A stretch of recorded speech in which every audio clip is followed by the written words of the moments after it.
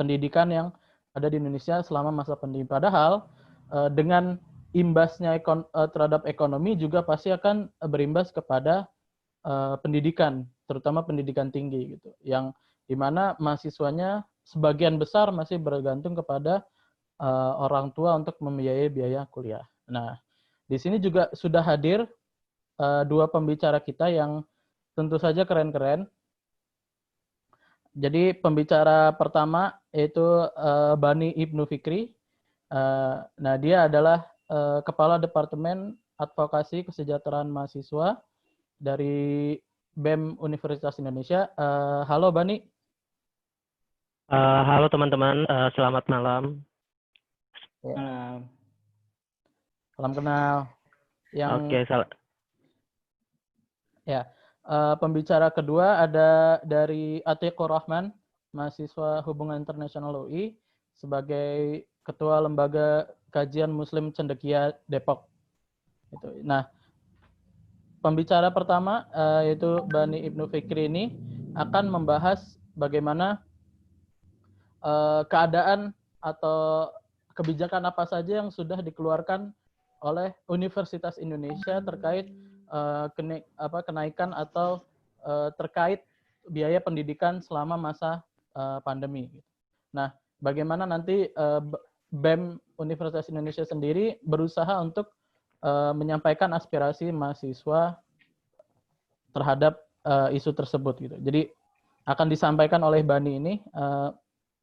Jadi bisa langsung aja ya, karena waktunya sudah tadi mulainya telat. Oke, Bani bisa langsung dimulai.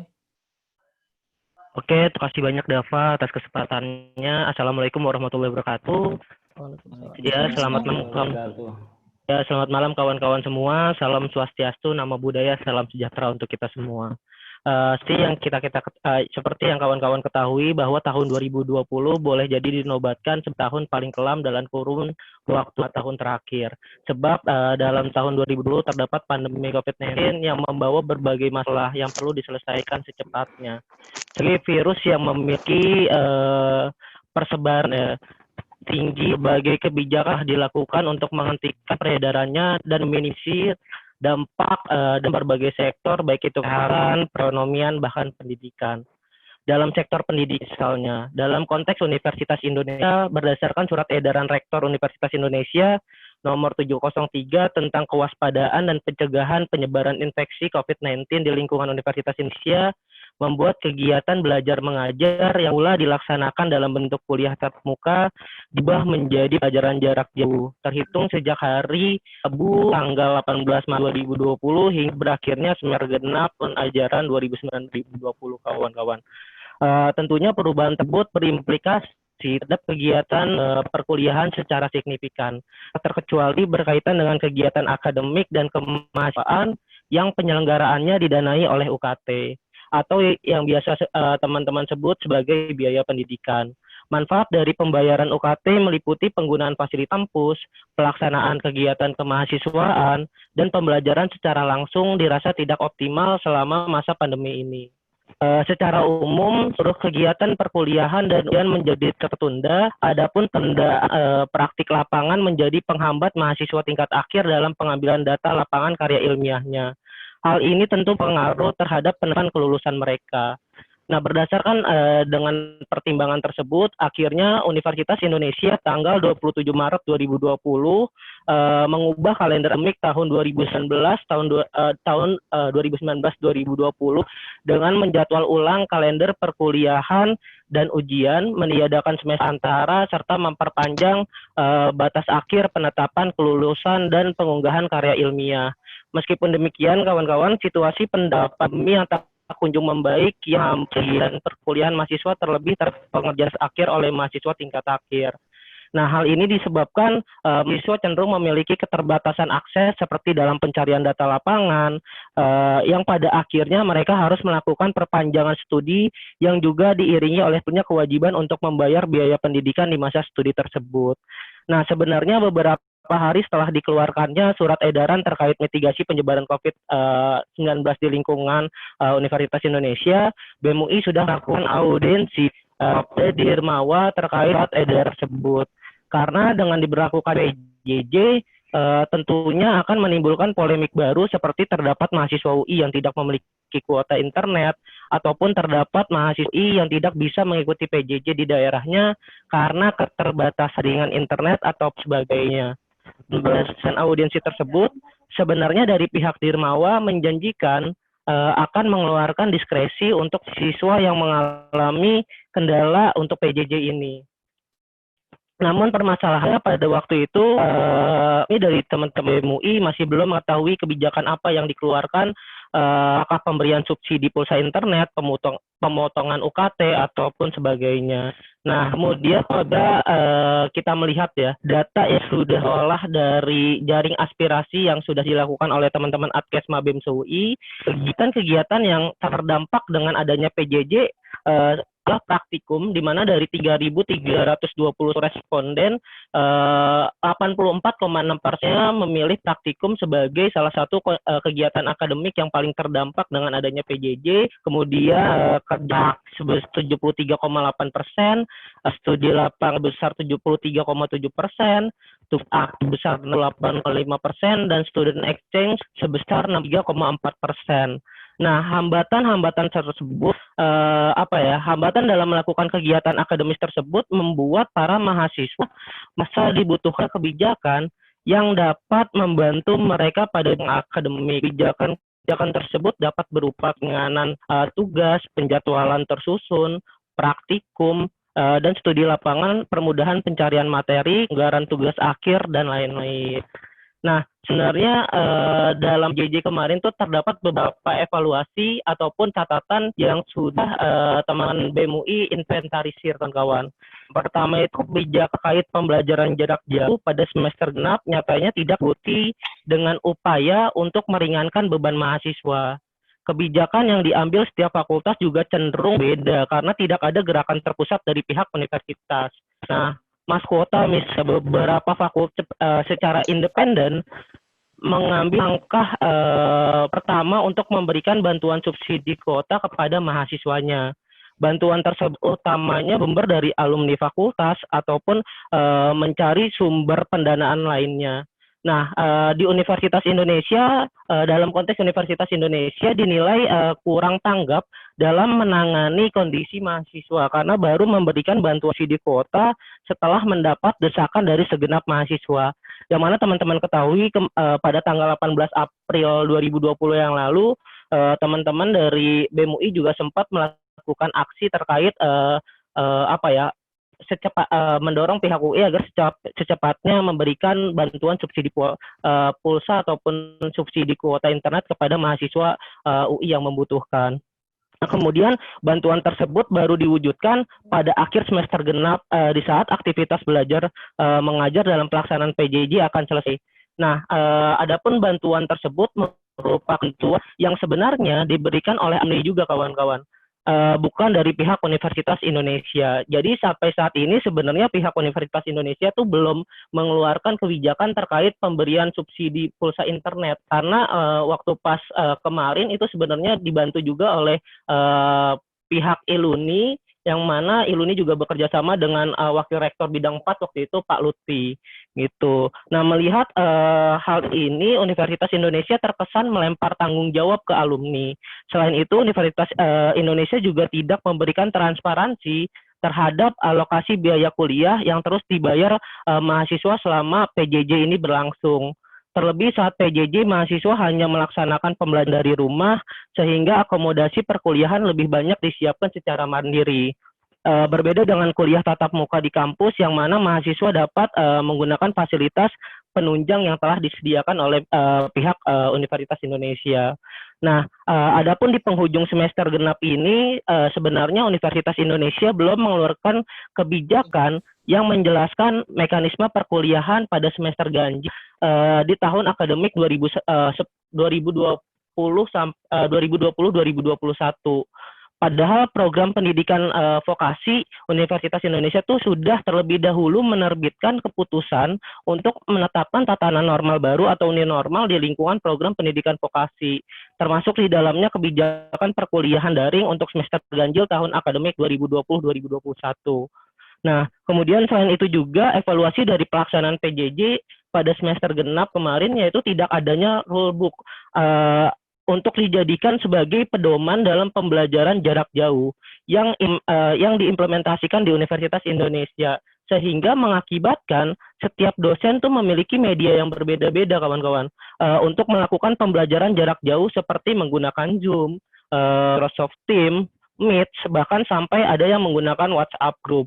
Nah, sehingga dalam realisasinya pembelajaran jarak jauh tuh menjadi kurang efektif. Nah, harapannya ke depannya tuh pihak UI menyediakan rulebook sehingga dalam proses PJJ menjadi lebih terintegrasi dan lebih efektif lagi terkait sistem pembelajarannya. Nah, kan kemarin tuh sempat ada wacana kalau misalkan pihak UI akan menerapkan PJJ sampai bulan Desember. Nah, harapannya untuk semester depan sih udah ada rulebook dan kita udah bisa memanfaatkan emas yang sudah disediakan oleh UI agar para dosen di Universitas Indonesia tuh terintegrasi untuk menggunakan sistem emas. Dan yang saya ketahui juga sebenarnya pihak UI itu sudah memberikan investasi sebesar 32 miliar kurang lebih nominalnya seperti itu untuk sistem emas sendiri. Nah, sayang aja kalau misalkan untuk PJJ semester depan kita masih belum bisa memaksimalkan emas yang sudah disediakan oleh pihak Universitas Indonesia. Nah, berkaitan dengan akademis, seperti yang sudah dijelaskan sebelumnya juga bahwa pandemi COVID-19 ini sebenarnya tidak hanya mempengaruhi pada kondisi akademik mahasiswa, melainkan juga pada kondisi finansial. Apabila kita melihat data yang sudah diolah oleh Adkes Mabem UI, sebenarnya itu terdapat 72 responden dari seluruh fakultas dan program vokasi merasakan kesulitan untuk membiayai biaya pendidikan untuk semester ganjil periode 2020-2021. Hal tersebut disebabkan karena lebih dari 50% responden merupakan anak dari keluarga yang bekerja di bidang swasta dan informal yang merupakan sektor yang paling terdampak di paling terdampak dalam situasi COVID-19 ini. Nah, penurunan ekonomi keluarga terutama pendapatan orang tua merupakan salah satu alasan krusial akan kesanggupan para responden dalam membayar biaya operasional pendidikan untuk semester ganjil periode 2020-2021. Nah, apabila melihat kondisi tersebut, perlu adanya kebijakan yang harus dikeluarkan oleh UI terkait penyesuaian biaya pendidikan untuk semester ganjil periode 2020-2021. Meskipun demikian, kawan-kawan, sebenarnya saat ini Mendikbud Bapak Nadiem Makarim itu sudah mengeluarkan 3 kebijakan untuk menjawab permasalahan akibat dampak dari pandemi COVID-19 ini. Nah, kebijakan pertama dan kedua itu terkait dukungan uang kuliah tunggal dan dana bantu KT mahasiswa. Sementara kebijakan yang ketiga itu menyangkut bantuan operasional sekolah atau BOS afirmasi dan BOS kinerja. Nah, dalam konteks ini saya akan menyinggung sedikit terkait kebijakan pertama yaitu dukungan uang kuliah tunggal yang diimplementasikan melalui Permendikbud nomor 25 tahun 2020. Nah, dalam Permendikbud nomor 25 tahun 2020 terdapat 4 arahan. Yang pertama itu UKT dapat diselesaikan untuk mahasiswa yang keluarganya itu mengalami kendala finansial akibat pandemi COVID-19 ini. Terus yang kedua, mahasiswa tidak wajib membayar UKT jika sedang cuti kuliah atau tidak mengambil satuan kredit semester atau SKS selama sekali, misalnya sedang menunggu kelulusan ataupun sudah tinggal menunggu wisudanya saja. Dan yang ketiga itu pemimpin perguruan tinggi dapat memberikan keringanan UKT dan atau memberlakukan UKT baru terhadap mahasiswa.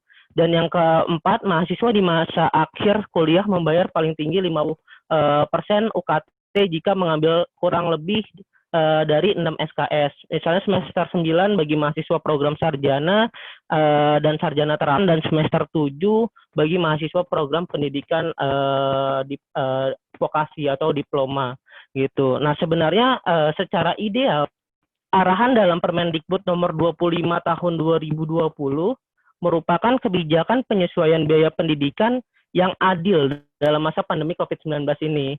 Walaupun terkait arah sendiri masih banyak poin-poin yang perlu dibahas lebih lanjut, akan tetapi yang perlu saya highlight di sini saya akan membahas lebih banyak terkait kebijakan penyesuaian biaya pendidikan di Universitas Indonesia.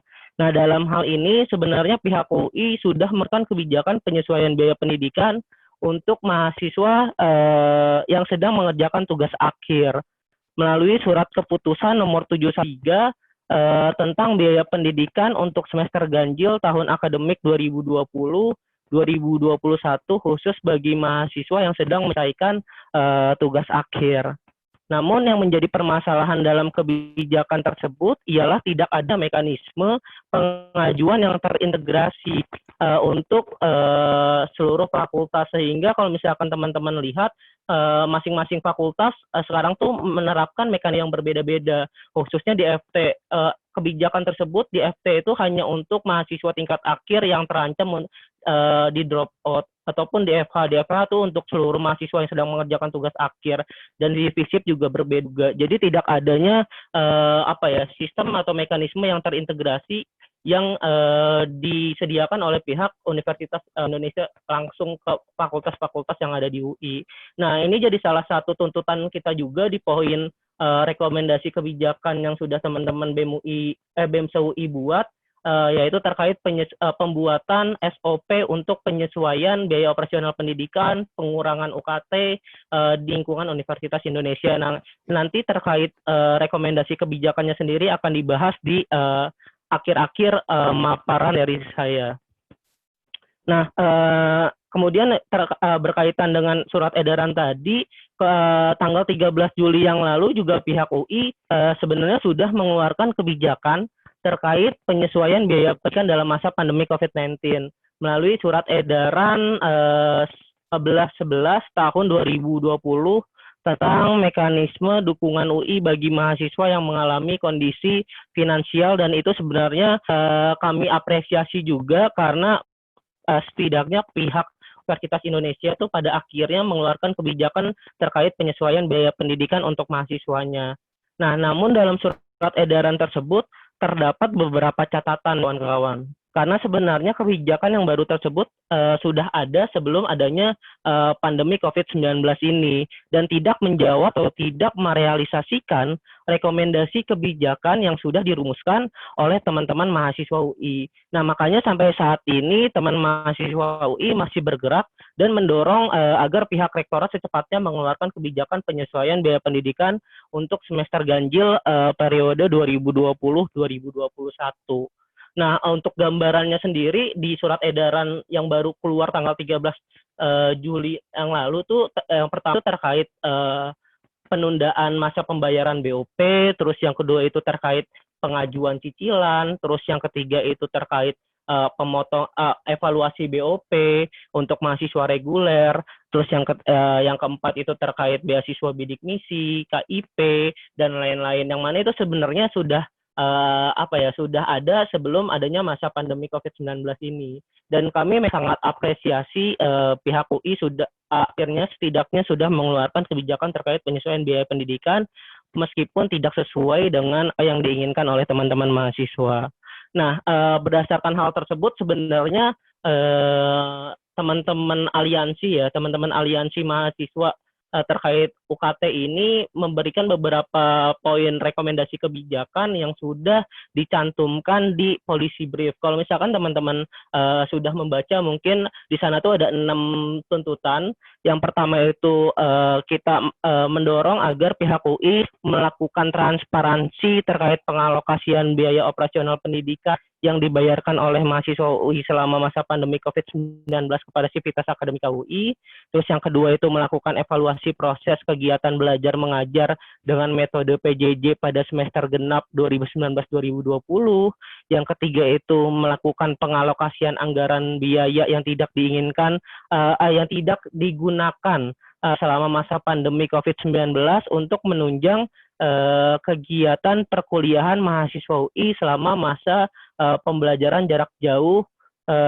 Kemudian itu dibagi menjadi 3. Yang pertama itu pemberian bantuan pulsa internet untuk seluruh mahasiswa UI dan pemberian bantuan logistik untuk mahasiswa UI yang masih berada di sekitar UI, dan yang terakhir untuk penambahan biaya terkait pemotongan UKT mahasiswa UI yang memang secara finansial mengalami kendala di pandemi COVID-19 ini. Jadi ibaratnya kita memakai subsidi silang yang sudah diterapkan oleh pihak UI juga.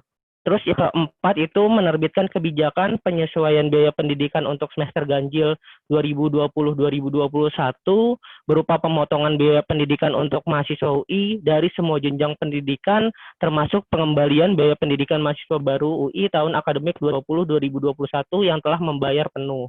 Terus yang kelima itu melakukan pembuatan SOP yang jelas dan komprehensif terkait pengurangan, penundaan, pemindahan klaster golongan UKT, dan penyesuaian perhitungan biaya pendidikan semester ganjil periode 2020-2021.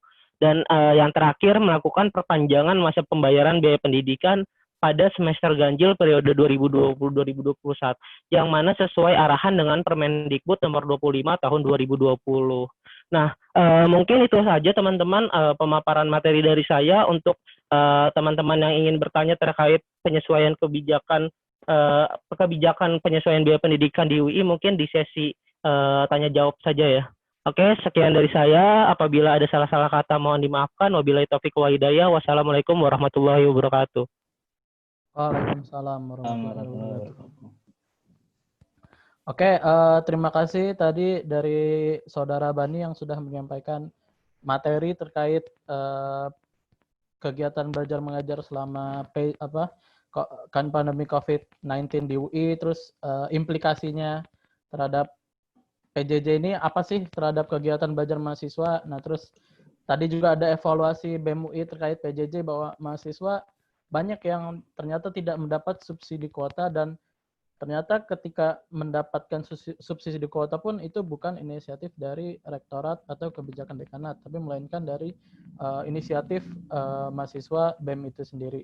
Nah, terus tadi juga Bani menyampaikan masih ada tumpang tindih kebijakan daring untuk KBM semester depan atau semester ganjil ini. Banyak yang kebijakannya masih belum terpusat. Nah, terus terkait dengan PJJ selama pandemi COVID-19 ini, bahwa ternyata yang terdampak juga bukan hanya pada kegiatan belajar mengajar, tetapi juga pada pembayaran biaya pendidikan, di mana banyak mahasiswa UI yang masih merasa keberatan terhadap biaya pendidikan. Tadi sudah disampaikan surveinya. Terus dari pihak UI sendiri baru ada kebijakan tentang BOP, tapi hanya untuk mahasiswa golongan reguler, yang dimana ini sudah ada sebelum masa pandemi COVID-19. Tapi pun kebijakan ini masih berasa kurang terhadap apa yang diinginkan oleh mahasiswa. Oke. Nah, sebelumnya mau nyapa dulu nih dari teman-teman yang dari daerah. Terima kasih juga yang udah join diskusi kita malam hari ini. Terima kasih udah meramaikan acara kita. Ada dari Malang, ada dari Kalimantan juga ada, dari Depok, dari Insya Allah dari seluruh Indonesia ya. Nah, oh ya, nanti mengingatkan juga bagi teman-teman yang ingin bertanya, nanti ada sesinya sekitar pukul 9. Kalau bagi teman-teman yang tidak ingin membuka speakernya, bisa menuliskan pertanyaan di Zoom group chatnya. Nanti akan dibacakan oleh saya selaku moderator untuk dilemparkan ke ruang diskusi gitu. Nanti dijawab oleh pembicara atau dijawab dari sesama peserta. Nah, oke. Tanpa membuang waktu lebih banyak, kita langsung ke pembicara kedua, ke Saudara Atikur Rahman, yang akan menjelaskan tentang bagaimana peran negara terhadap kebijakan pendidikan selama masa pandemi COVID. Oke, kepada Saudara Atikur Rahman, boleh langsung memaparkan materinya. Ya, Assalamualaikum warahmatullahi wabarakatuh. Waalaikumsalam. Alhamdulillah, wassalamualaikum ala rasulillah wa ala alihi wa sahbihi wa mawala. Sebelumnya terima kasih kepada pihak transisi yang udah ngundang saya. Semoga nggak salah undang ya. Jadi, Insya Allah nggak salah. Insya Allah nggak salah ya. Nggak ngerti. Jadi berdasarkan TOR yang diberikan dari pihak transisi, saya diminta untuk mengkaji yang pertama gimana UKT yang ada. Maksudnya kalau tadi dari segi UI saya diminta untuk melihat dari segi universitas-universitas lain bagaimana penyesuaian UKT, apakah ada pengurangan atau lain sebagainya. Terus kemudian poin yang kedua adalah bagaimana peranan negara, atau kalau yang saya lihat dari TOR-nya adalah gimana sebenarnya pendanaan biaya kuliah itu ya. Jadi apakah negara itu wajib untuk membiayai atau tidak. Jadi untuk yang pembahasan pertama, saya mulai dengan pembahasan tentang bagaimana keadaan UKT pandemi ini berpengaruh terhadap UKT yang ada. Dalam beberapa waktu yang lalu, sekitar beberapa hari yang lalu, saya turut bertanya, cari data dari teman-teman saya yang ada di universitas-universitas lain untuk menanyakan bagaimana kondisi kondisi UKT atau kondisi UKT yang ada di universitas-universitas mereka. Dan sebenarnya rata-rata itu hasilnya sama. Jadi mereka mengungkapkan, ini saya acak juga ya, universitasnya dari PTN-PTN yang entah PTN-nya itu BH, Badan Hukum, atau PTN BLU, Badan Layanan Umum, atau yang lain sebagainya. Jadi kesimpulannya dari yang saya lihat itu UKT tidak ada peringanan UKT yang diberikan oleh pihak universitas terhadap mahasiswanya. Yang ada hanyalah opsi seperti opsi pencicilan, terus kemudian juga opsi banding atau pengajuan keringanan. Nah, sebenarnya kalau misalnya berdasarkan penjelasan-penjelasan teman-teman saya juga yang saya wawancarai, jadi pengajuan biaya pendidikan atau pengajuan keringanan biaya pendidikan itu sebenarnya bukan terjadi hanya pada masa pandemik ini, tapi emang sistem agenda tiap semester itu udah ada seperti itu. Jadi sebenarnya tidak ada skema khusus yang dilakukan untuk penyesuaian terhadap UKT. Jadi mekanisme banding atau pengajuan itu emang agenda tiap tahun. Dan uniknya lagi mekanisme pengajuan keringanan ini itu syaratnya sangat-sangat sangat-sangat rumit, dan kemudian juga memungkinkan berdasarkan kasus yang sudah memungkinkan ketika seorang mahasiswa itu mengajukan keringanan itu, justru dia mendapatkan UKT yang lebih tinggi. Karena setelah disurvei lagi, diteliti lagi dokumen yang dikumpulkan, oh ternyata dia harusnya UKT-nya segini. Nah, itu kan kalau misalnya di masa-masa sekarang itu sangat mengkhawatirkan. Kayak misalnya disuruh mengumpulkan dokumen-dokumen berupa foto-foto rumah, foto-foto kendaraan gitu.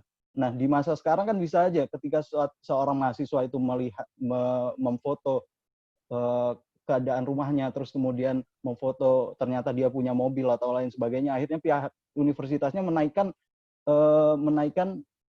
UKT dari mahasiswa tersebut. Padahal kan bisa aja pada kondisi sekarang itu rumahnya juga masih KPR, terus kemudian kendaraannya juga masih nyicil, sedangkan dia juga ada potongan gaji, orang tuanya harus dipotong gajinya karena pandemi ini. Itu suatu kemungkinan yang akan terjadi, yang mungkin terjadi pada saat ini. Terus kemudian kalau yang saya wawancarai juga bagaimana kondisi pembelajaran atau gimana pembelajaran PJJ ini apakah efektif atau enggak. Yang saya garis bawahi adalah jika tidak efektif maka tidak berbanding lurus antara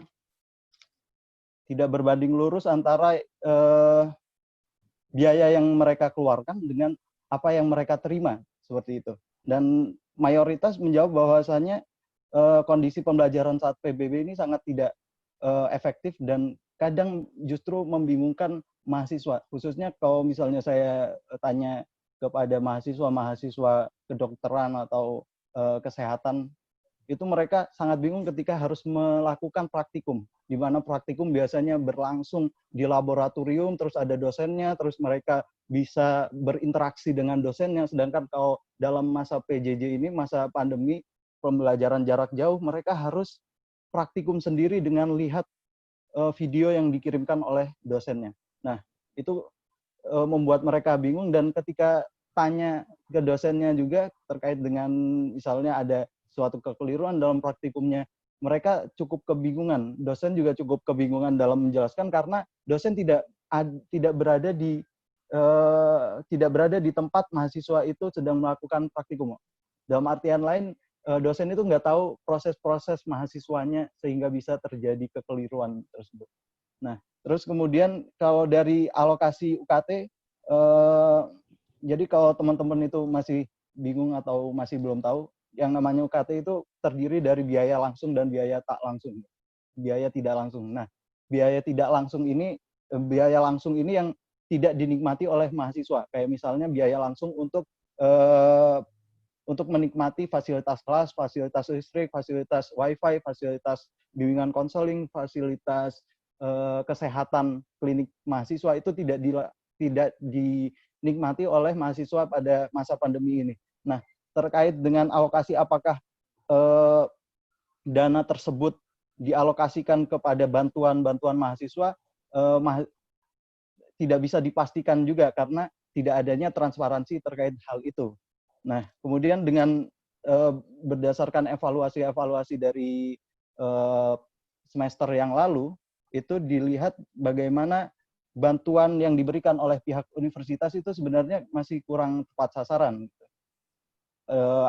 Bermacam-macam, dari berbagai PTN yang saya data, ada yang cuma memberikan uang tunai sebesar 50.000 gitu. Terus ada juga yang pembagian kuota pun macam-macam tiap kampus. Dan kadang dari yang saya wawancarai juga mereka merasakan tidak seimbang antara yang dikeluarkan untuk PJJ dengan apa yang dibutuhkan untuk PJJ itu. Apa yang diberikan oleh pihak universitas. Terus kemudian juga bantuan seperti sembako itu juga hanya diberikan kepada segelintir orang, khususnya orang-orang yang tidak bisa pulang ke kampung halamannya. Nah, belum lagi kendala-kendala seperti keterbatasan akses internet, seperti sinyal bagi mahasiswa-mahasiswa yang di luar daerah, terus juga jaringan, itu menambah tidak efektifan proses pembelajaran tersebut. Jadi kalau mau secara bijak ditanggepin, harusnya apa yang didapat oleh mahasiswa berupa ilmu itu harus sebanding dengan apa yang dikeluarkan untuk membiayai untuk mendapatkan ilmu tersebut gitu. Jadi karena kurang efektif gitu, harusnya juga ada sedikit pertimbangan kalau adanya penyesuaian terhadap UKT tersebut.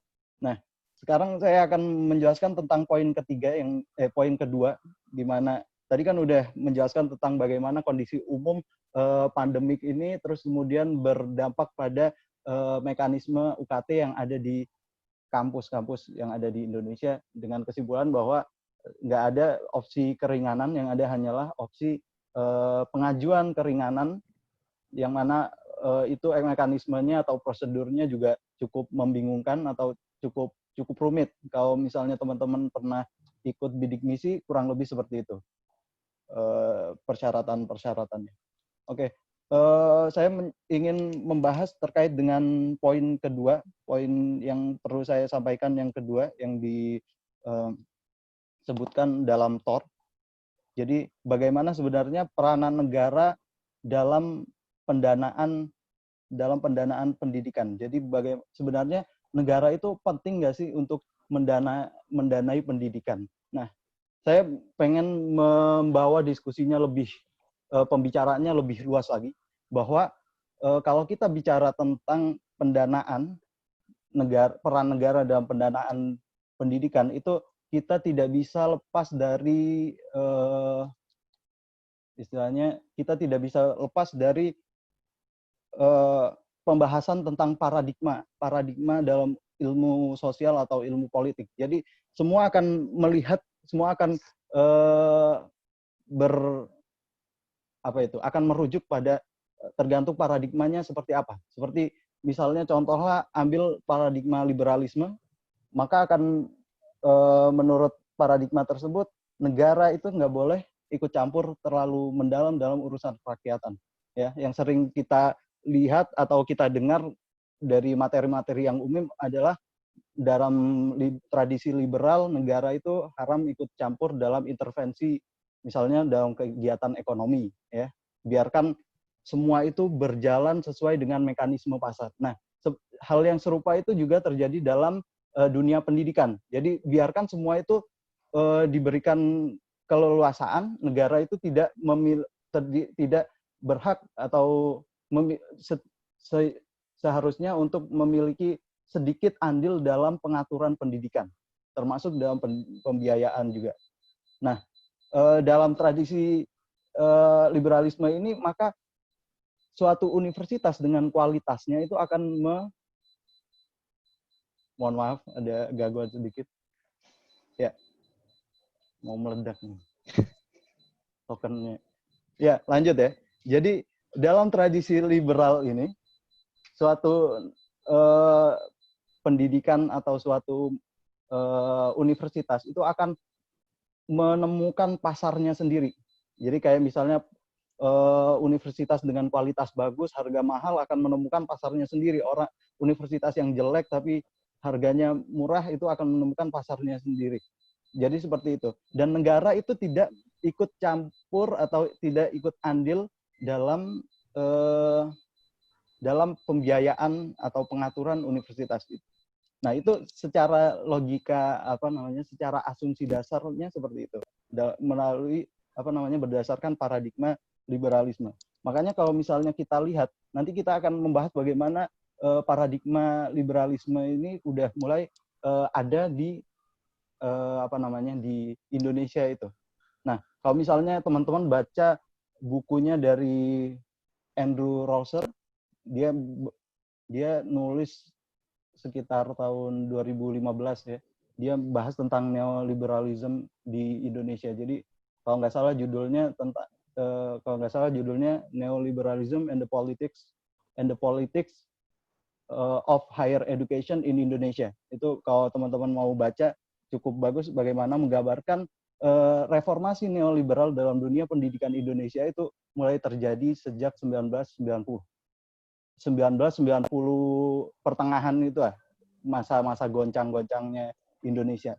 Itu reformasi neoliberalisme dalam pendidikan higher education, namanya higher education berarti mencakup pendidikan pasca SMA ya, seperti universitas dan lain sebagainya. Nah, itu mulai ada skema neoliberalisme dalam adanya reformasi neoliberalisme dalam pendidikan Indonesia, di mana secara garis besar itu ada 3 hal pokok dalam hal itu. Yang pertama adalah meningkatkan otonomi akademis dan manajerial keuangan. Jadi suatu kampus itu biarkan memiliki kemampuan atau otonominya sendiri dalam akademis, manajerial, dan juga keuangan. Yang kedua adalah mempromosikan kompetisi yang lebih besar. Makanya dalam segi kompetisi ini bisa kita lihat bagaimana universitas itu berlomba-lomba untuk mencapai ranking yang paling tinggi, mencapai akreditasi yang paling tinggi, terus kualitas yang paling baik juga. Terus yang ketiga adalah meningkatkan akuntabilitas untuk penggunaan dana. Jadi bagaimana transparansi yang ada, bagaimana transparansi terhadap penggunaan dana itu harus harus ditingkatkan lagi. Nah, kalau misalnya teman-teman ingin melihat lebih lanjut bagaimana proses liberalisasi yang ada dalam skema pendidikan di Indonesia, jadi kita bisa lihat dari tulisannya Panji Mulkilah Ahmad, dia menjelaskan bagaimana pendidikan di level di level universitas ini telah mengalami liberalisasi.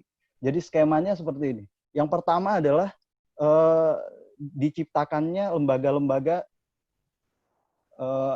gini. Jadi liberalisasi itu diciptakan oleh lembaga-lembaga pilar neoliberalisme seperti IMF, terus Bank Dunia, terus WTO. Jadi skemanya WTO itu berperan sebagai suatu aktor yang mengkonsepsi ulang bahwa pendidikan itu kan awalnya barang publik yang bisa dinikmati oleh publik, oleh semua masyarakat. Nah, itu dikonsepsi ulang sebagai suatu barang yang privat. Jadi barang pendidikan itu harus diliberalisasi. Nah, terus dari IMF sendiri itu berperan bagaimana mendorong suatu negara agar menetapkan anggarannya itu jadi gini, kalau misalnya kita lihat dari konteks Indonesia itu kan mengalami krisis ekonomi pada 1997-98 ya, dan itu juga krisis ekonomi global ya. Indonesia terdampak krisis tersebut, terus kemudian Indonesia mau nggak mau ngutang ke luar negeri. Nah, IMF ini menyelipkan ide-ide liberal atau skema liberal agar Indonesia itu lebih liberal gitu. Dengan cara kalau mau dipinjam, kalau mau dikasih pinjaman duit, maka harus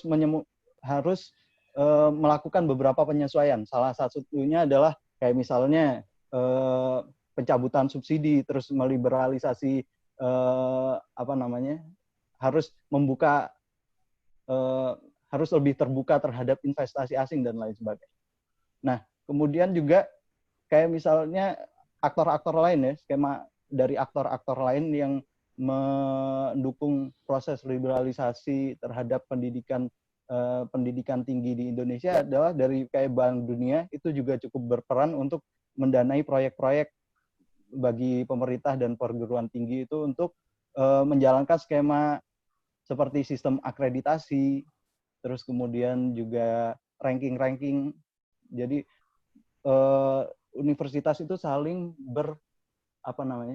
berlomba-lomba untuk menjadi yang terbaik. Nah, iklim persaingan yang udah diciptakan itu, ya, tadi kan dari aktor-aktor tersebut mendesak gimana negara itu bisa lebih liberal gitu kan. Nah, iklim persaingan yang diciptakan kayak dari aktor-aktor tersebut itu kan akhirnya mengharuskan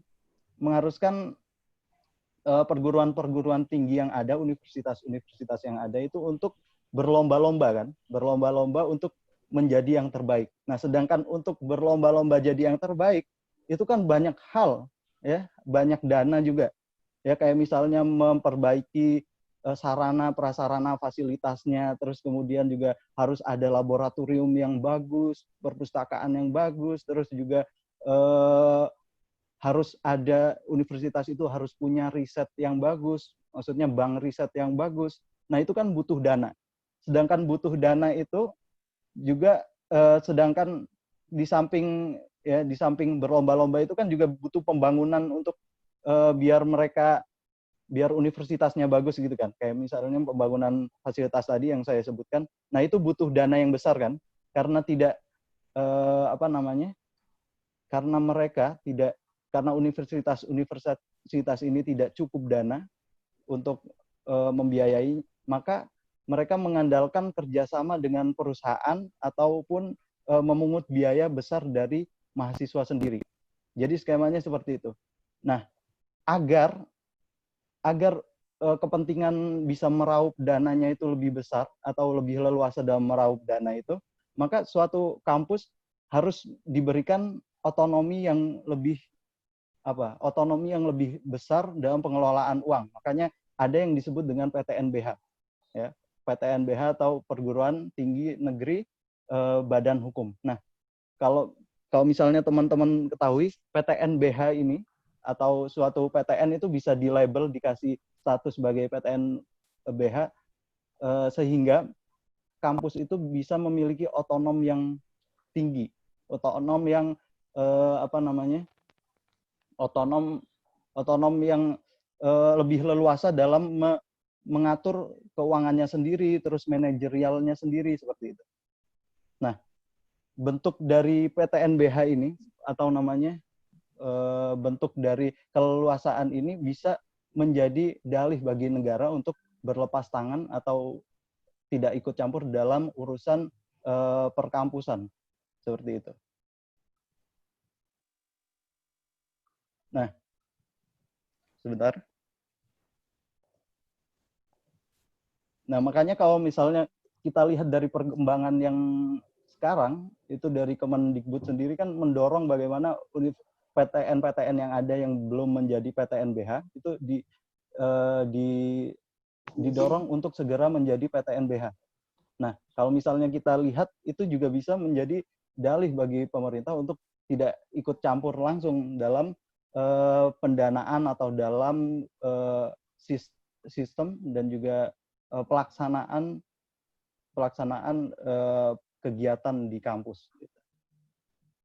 Nah, kalau kita lihat dari hal itu, ya, dari skema liberalisme, maka tidak heran jika negara itu tidak ikut campur dalam pendanaan pendidikan, ya, karena emang secara asumsi dasarnya negara itu tidak boleh ikut campur terlebih dalam urusan kerakyatan atau pendidikan atau ekonomi dan lain sebagainya. Nah, lain halnya dengan kayak misalnya kalau kita bandingkan dengan paradigma Islam atau ideologi Islam gitu, yang menyatakan bahwasanya pendidikan itu merupakan suatu hal yang wajib atau ditanggung oleh negara. Kayak misalnya kalau kita lihat dari pendapatnya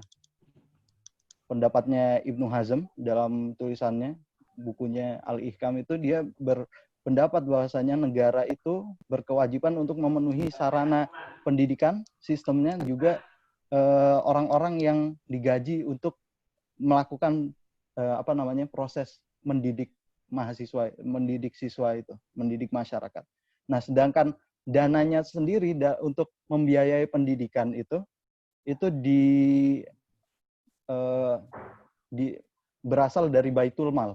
Nah, Baitul Mal sendiri itu, ya, sumber pendanaan dari Baitul Mal. Jadi kan pendidikan itu perlu untuk dibiayai. Nah, kalau dalam perspektif Islam, dalam ideologi Islam, dalam paradigma Islam itu suatu negara itu memiliki Baitul Mal untuk membiayai pendidikan ini. Sedangkan sumber dari Baitul Mal ini, sumber uang dari Baitul Mal yang nanti bisa untuk membiayai pendidikan itu setidaknya ada dua, ya. Ada yang dari fai dan kharaj, dan juga ada kayak dari kepemilikan umum. Kayak pembahasannya bakal panjang, tapi ambil contohlah dari sumber dari kepemilikan umum seperti pengolahan sumber daya alam berupa misalnya tambang, minyak, atau gas, atau hutan, laut. Nah, kalau menurut ideologi Islam atau paradigma Islam, maka negara itu harus ikut campur dalam harus membiayai secara langsung pendidikan yang ada, dan itu secara jelas disebutkan bagaimana sumber pendanaan dan larinya itu kemana, itu udah dijelaskan oleh ulama-ulama yang terdahulu. Nah, meskipun perlu diketahui bahwasanya meskipun negara itu bertanggung jawab secara penuh dalam pembiayaan pendidikan, tapi negara itu tidak menutup adanya adanya inisiatif swasta dalam membangun suatu lembaga atau pendidikan gitu. Jadi kalau swasta mau bikin suatu sekolah gitu, ya dipersilahkan. Jadi kayak misalnya anggaplah Muhammadiyah mau bikin sekolah gitu, dipersilahkan. Nah, adapun kalau misalnya opsi tadi, kalau kita bicara tentang pembiayaan, ya, pembiayaan tadi kan dari Baitul Mal. Dan seandainya Baitul Malnya itu pun lagi defisit misalnya, lagi krisis, nggak bisa membiayai pendidikan, itu opsinya akan,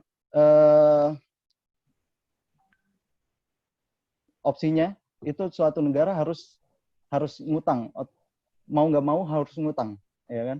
Harus ngutang ke pihak luar, dan untuk menutupi uang itu sendiri ada mekanismenya juga. Jadi ada yang dinamakan dengan doribah, di mana orang-orang yang mampu akan warga negara yang mampu akan saling berbondong-berbondong secara keikhlasan gitu untuk saling menopang biaya yang dibutuhkan, seperti itu.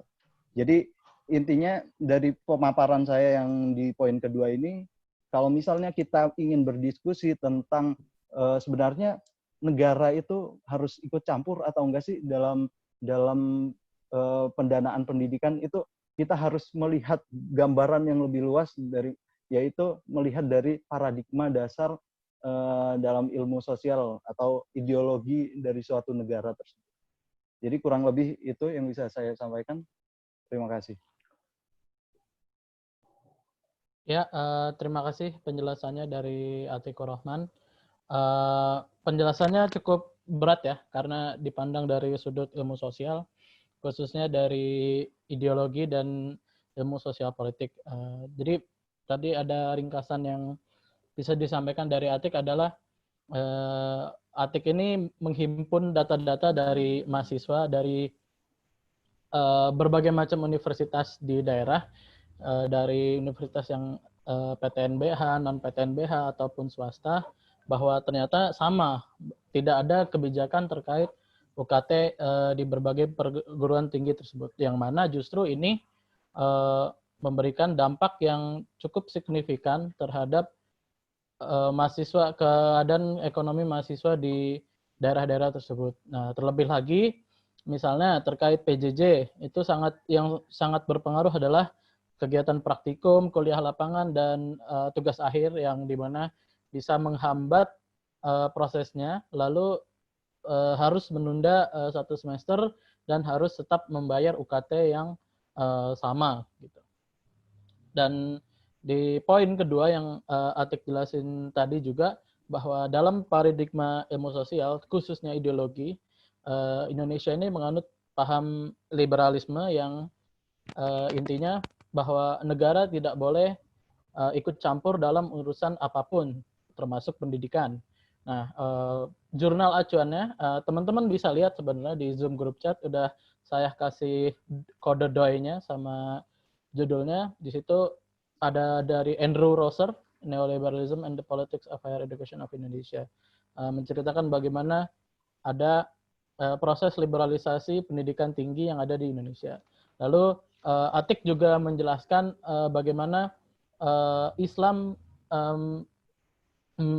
memberikan solusi terkait masalah pendidikan yang ada di Indonesia sekarang ini gitu, termasuk dari pembayaran sistem biaya pendidikan.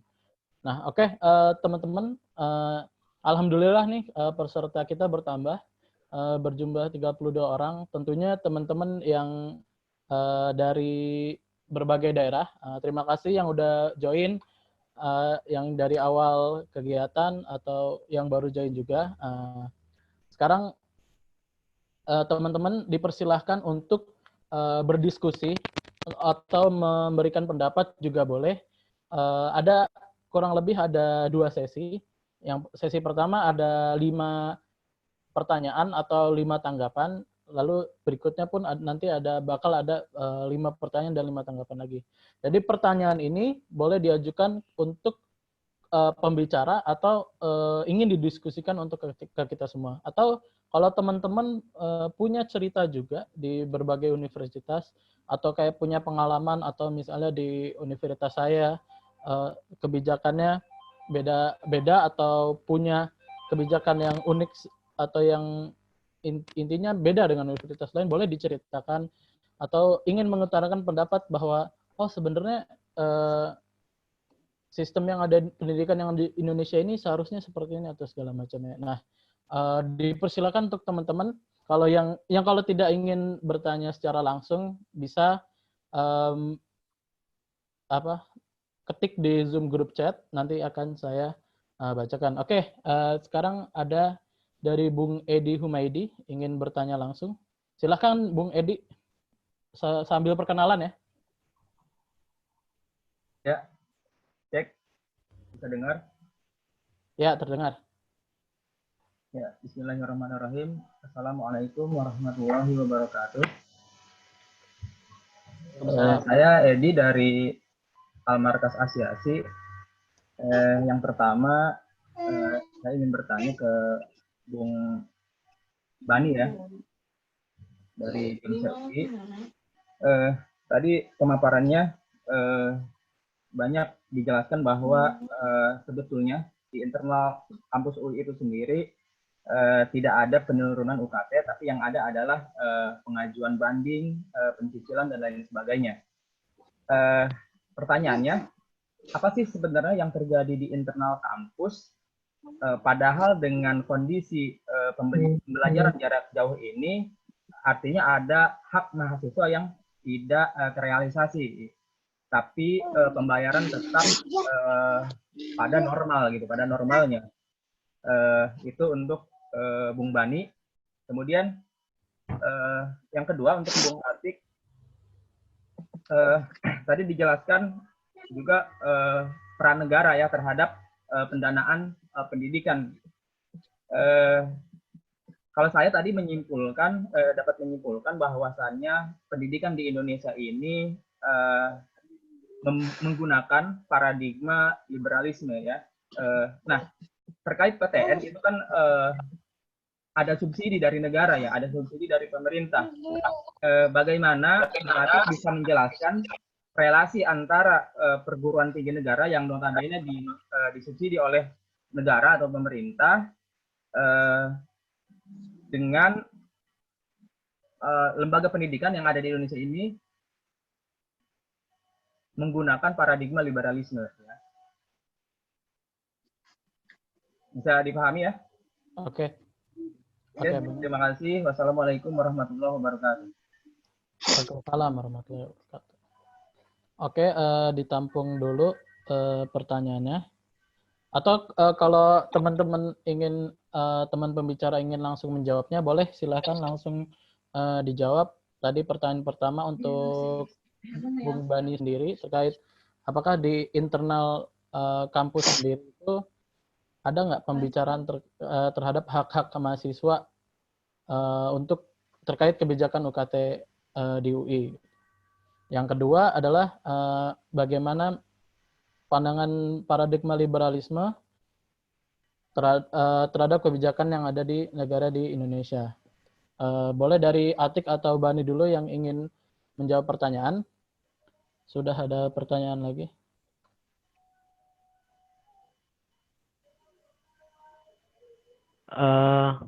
Oke, izin menjawab mungkin Bung Dava terkait pertanyaan dari kawan Edi Humaydi ya. Yang pertama sebenarnya ini Edi, ketika teman-teman BEM UI waktu itu sempat melakukan audiensi terbuka pada tanggal 6 Juli 2020, yang mana waktu itu dihadiri oleh Prof. Agustin selaku sekretariat Universitas Indonesia, kemudian ada Prof. Ocha, Prof. Ocha selaku Wakil Rektor Bidang 1, dan ada Bu Vita selaku Wakil Rektor Bidang 2, dan Kak Devi. Nah, dalam audiensi tersebut sebenarnya dari pihak UI memang sampai saat ini belum ada pembahasan terkait pemotongan UKT, khususnya untuk mahasiswa UI secara keseluruhan. Karena pertama beliau meninjau dari segi laporan keuangan, di mana pada laporan keuangan UI tahun 2019 itu UI mengalami defisit sekitar 200 sekian miliar. Kalau misalkan teman-teman tahu juga bisa diakses juga laporan keuangan tahun 2019, dan berdasarkan hal tersebut yang tidak mampu atau akhirnya pihak UI tidak bisa mengeluarkan kebijakan pemotongan UKT untuk mahasiswa UI secara keseluruhan.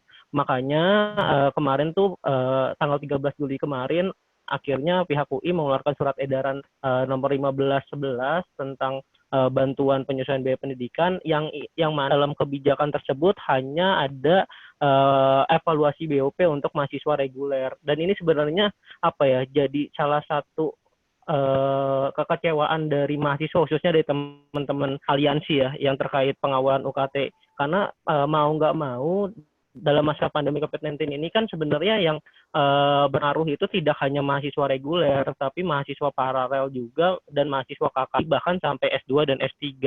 Dan itu yang tidak diakomodir oleh pihak Universitas Indonesia. Dan kalau misalkan dilihat dari surat edaran juga sebenarnya dalam audiensi tersebut sempat disinggung terkait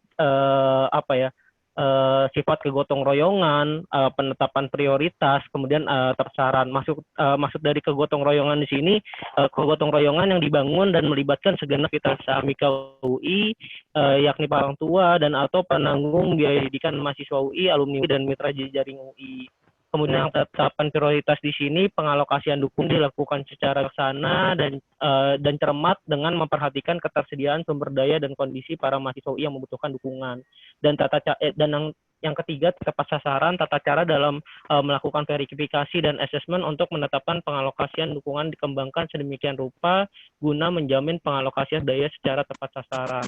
Nah, sebenarnya sampai saat ini tuh emang pihak UI belum ada kebijakan ataupun belum ada bahasan terkait penyesuaian UKT ataupun pemotongan UKT untuk mahasiswa UI keseluruhan.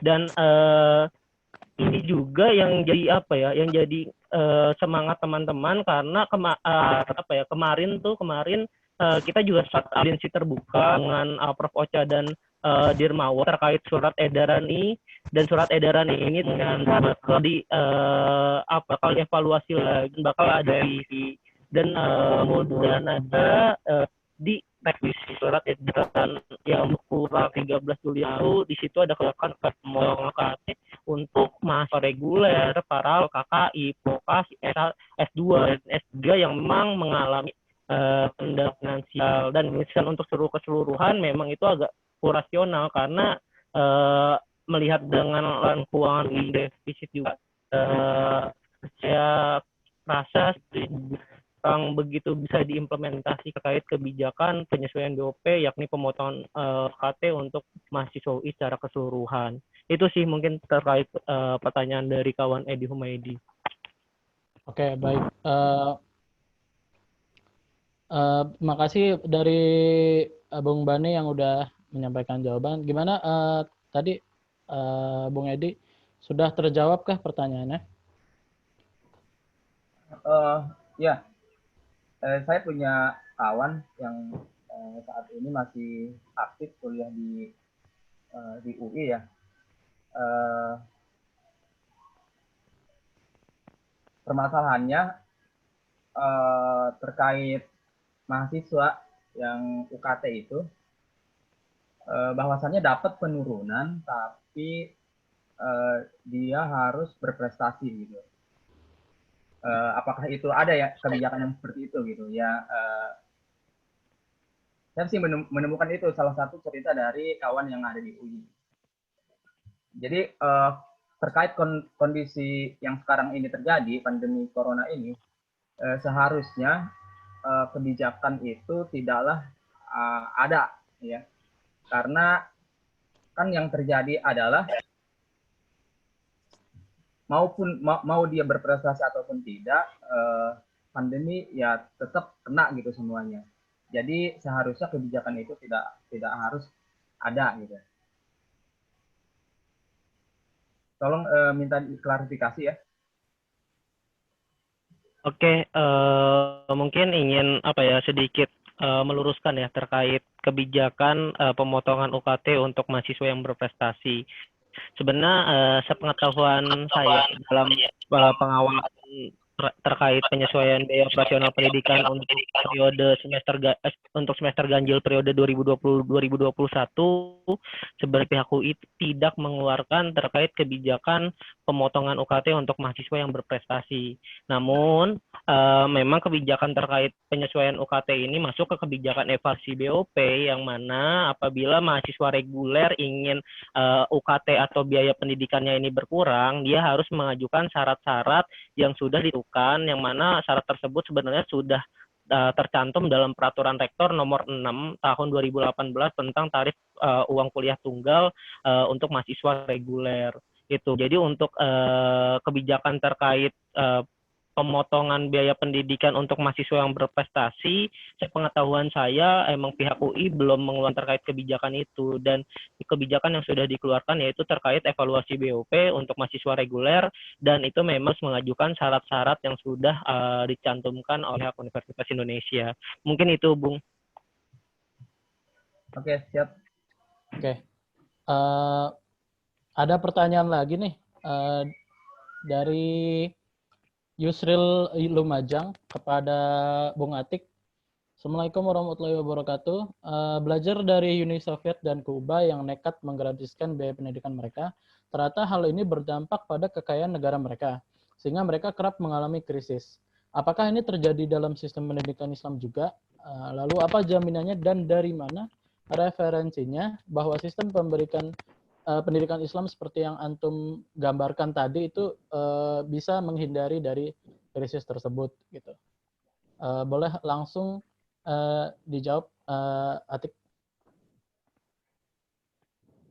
Oke, terima kasih pertanyaannya. Pertanyaannya pada bagus-bagus semua, bikin pusing ya. Jadi, ya. Jadi nggak mau ngelempar ke audiens mungkin yang mau jawab. Kan tadi katanya diskusi interaktif. Boleh Nggak, nanti. mau saya dulu. Iya, Atik dulu, nanti habis itu boleh audiens. Saya jawab dari pertanyaan pertama tadi dari Bung Edi ya, terkait dengan statement saya yang menjelaskan bahwasanya Indonesia tuh cukup liberal dalam menjalankan pendidikannya, tapi kok pemerintah masih memberikan subsidi terhadap pendidikan. Ya. Jadi gini, sebenarnya kalau misalnya dari tulisannya Andrew Rouser sendiri, itu menjelaskan gimana pendidikan yang ada di Indonesia itu mulai adanya reformasi neoliberalisme, tapi bagaimana dia juga memandang bahwa neoliberalisme yang ada, reformasi neoliberalisme yang ada itu sebenarnya tidak berjalan mulus atau tidak sepenuhnya sukses gitu. Jadi tidak sepenuhnya sukses. Jadi kalau misalnya kita lihat dalam praktek Indonesia, ya emang Indonesia liberal tapi nggak liberal, ya. Kayak misalnya politik Indonesia, ya. Politik Indonesia tuh apa sih gitu? Itu liberal enggak? Liberal ada liberalnya, tapi dibilang Islam ada Islamnya dan lain sebagainya. Jadi sebenarnya dalam prakteknya itu tidak sepenuhnya liberal. Jadi kenapa kecurigaan Bung Edi tadi atau statement Bung Edi tentang buktinya masih ada tuh Indonesia masih ngasih subsidi tuh terhadap pendidikan tinggi, ya itu emang benar adanya. Tapi dalam dana, kalau misalnya Bung Edi membaca atau mencermati dari Indonesia yang gemar utang, khususnya utang terhadap IMF, jadi salah satu mekanisme dari utang terhadap IMF itu ada yang namanya conditionality. Nah, conditionality ini melihat bahwasannya suatu negara itu bakal dikasih utang kalau misalnya negara itu lebih lebih mementingkan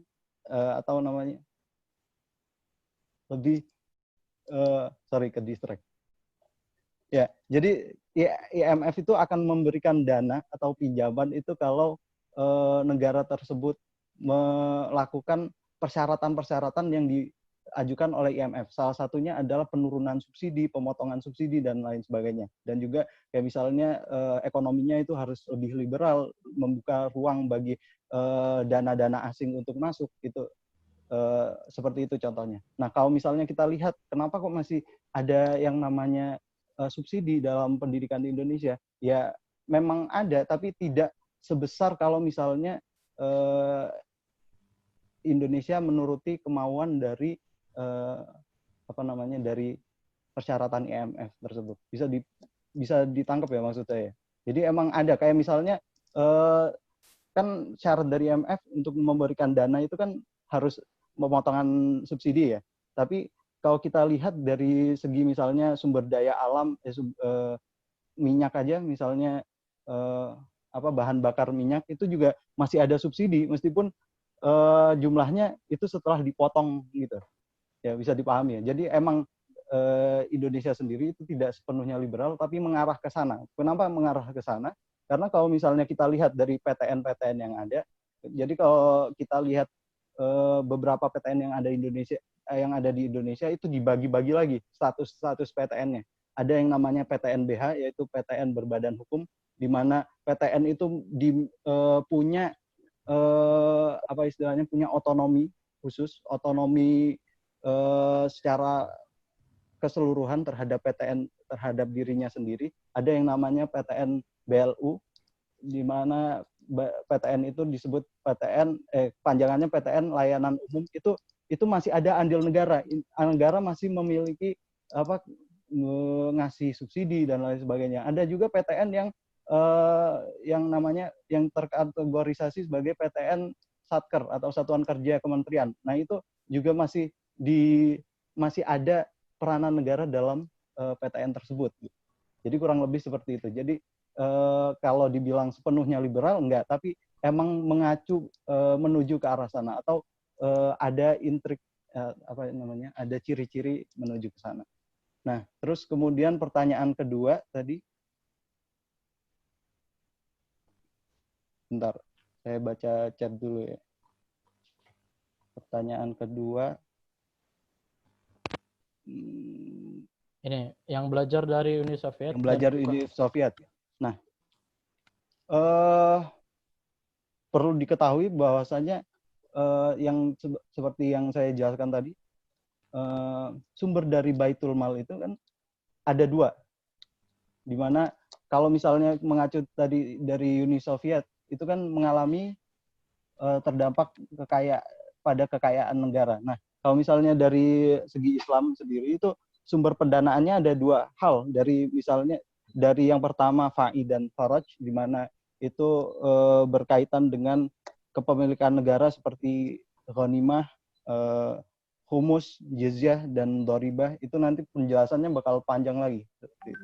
Nah, ada yang dari kepemilikan umum. Kepemilikan umum itu ya kekayaan negara itu sendiri. Jadi ada dua hal atau dua sumber dari pendanaan Baitul Mal. Nah, kalau misalnya pertanyaan lanjutannya kan gitu. Pertanyaan lanjutannya, apakah ini apa ada jaminan untuk tidak krisis? Tentu nggak ada yang bisa jamin. Maksudnya siapa sih orang yang bisa jamin kalau dirinya nggak bakal sengsara? Nggak ada kan? Cuma langkah-langkah ketika adanya krisis itu dipikirkan juga. Kayak misalnya tadi, kalau misalnya Baitul Malnya krisis, maka harus ngutang, dan mekanisme buat nutup utangnya juga dibicarakan dengan cara doribah gitu. Di mana orang-orang yang dianggap mumpuni oleh negara itu diminta untuk memberikan sumbangan untuk menutupi krisis yang ada, menutupi utang yang ada, seperti itu. Bisa dipahami? Ya, oke. Mungkin jika ingin mendalami bisa nanti di kesempatan selanjutnya. Karena masih ada pertanyaan lagi nih. Satu lagi untuk Bung Bani. Assalamualaikum warahmatullahi wabarakatuh. Saya ingin bertanya ke Kak Bani, apakah tuntutan mahasiswa kepada pihak rektorat hanya sebatas meringankan UKT saja di tengah pandemi?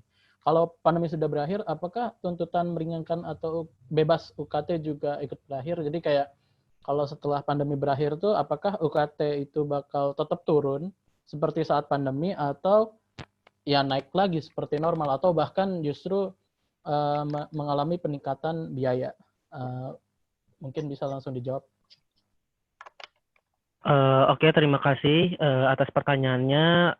Sebenarnya kalau misalkan terkait tuntutan mahasiswa dalam hal UKT, itu tidak hanya dalam masa pandemi COVID-19 ini, kawan-kawan.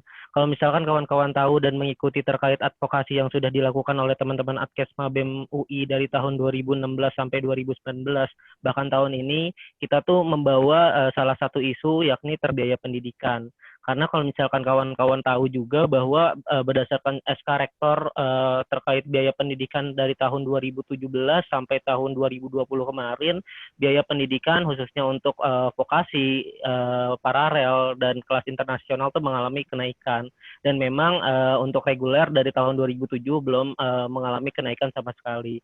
Nah, sebenarnya terkait tuntutan-tuntutan terkait untuk UKT ataupun biaya operasional pendidikan itu tidak hanya dalam masa pandemi. Namun sebenarnya tuntutan khusus dalam masa pandemi ini itu yang terkait 6 rekomendasi kebijakan yang sudah dirumuskan di policy brief yang sudah teman-teman BMUI juga buat gitu. Dan kalau misalkan pada tuntutan yang sudah diajukan oleh kawan-kawan mahasiswa ini sudah disetujui atau sudah direalisasikan, nah sebenarnya kebijakan yang direalisasikan tersebut itu sifatnya kayak khusus gitu loh, khusus untuk pada masa pandemi saja.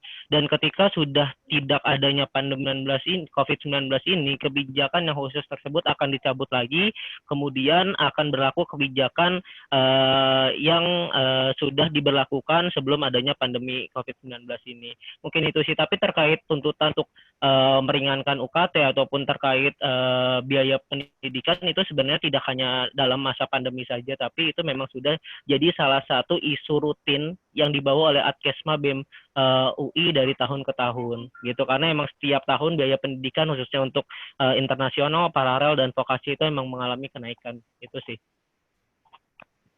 Oke, baik, dari Hafsah tadi, kalau ingin masih bertanya bisa langsung ke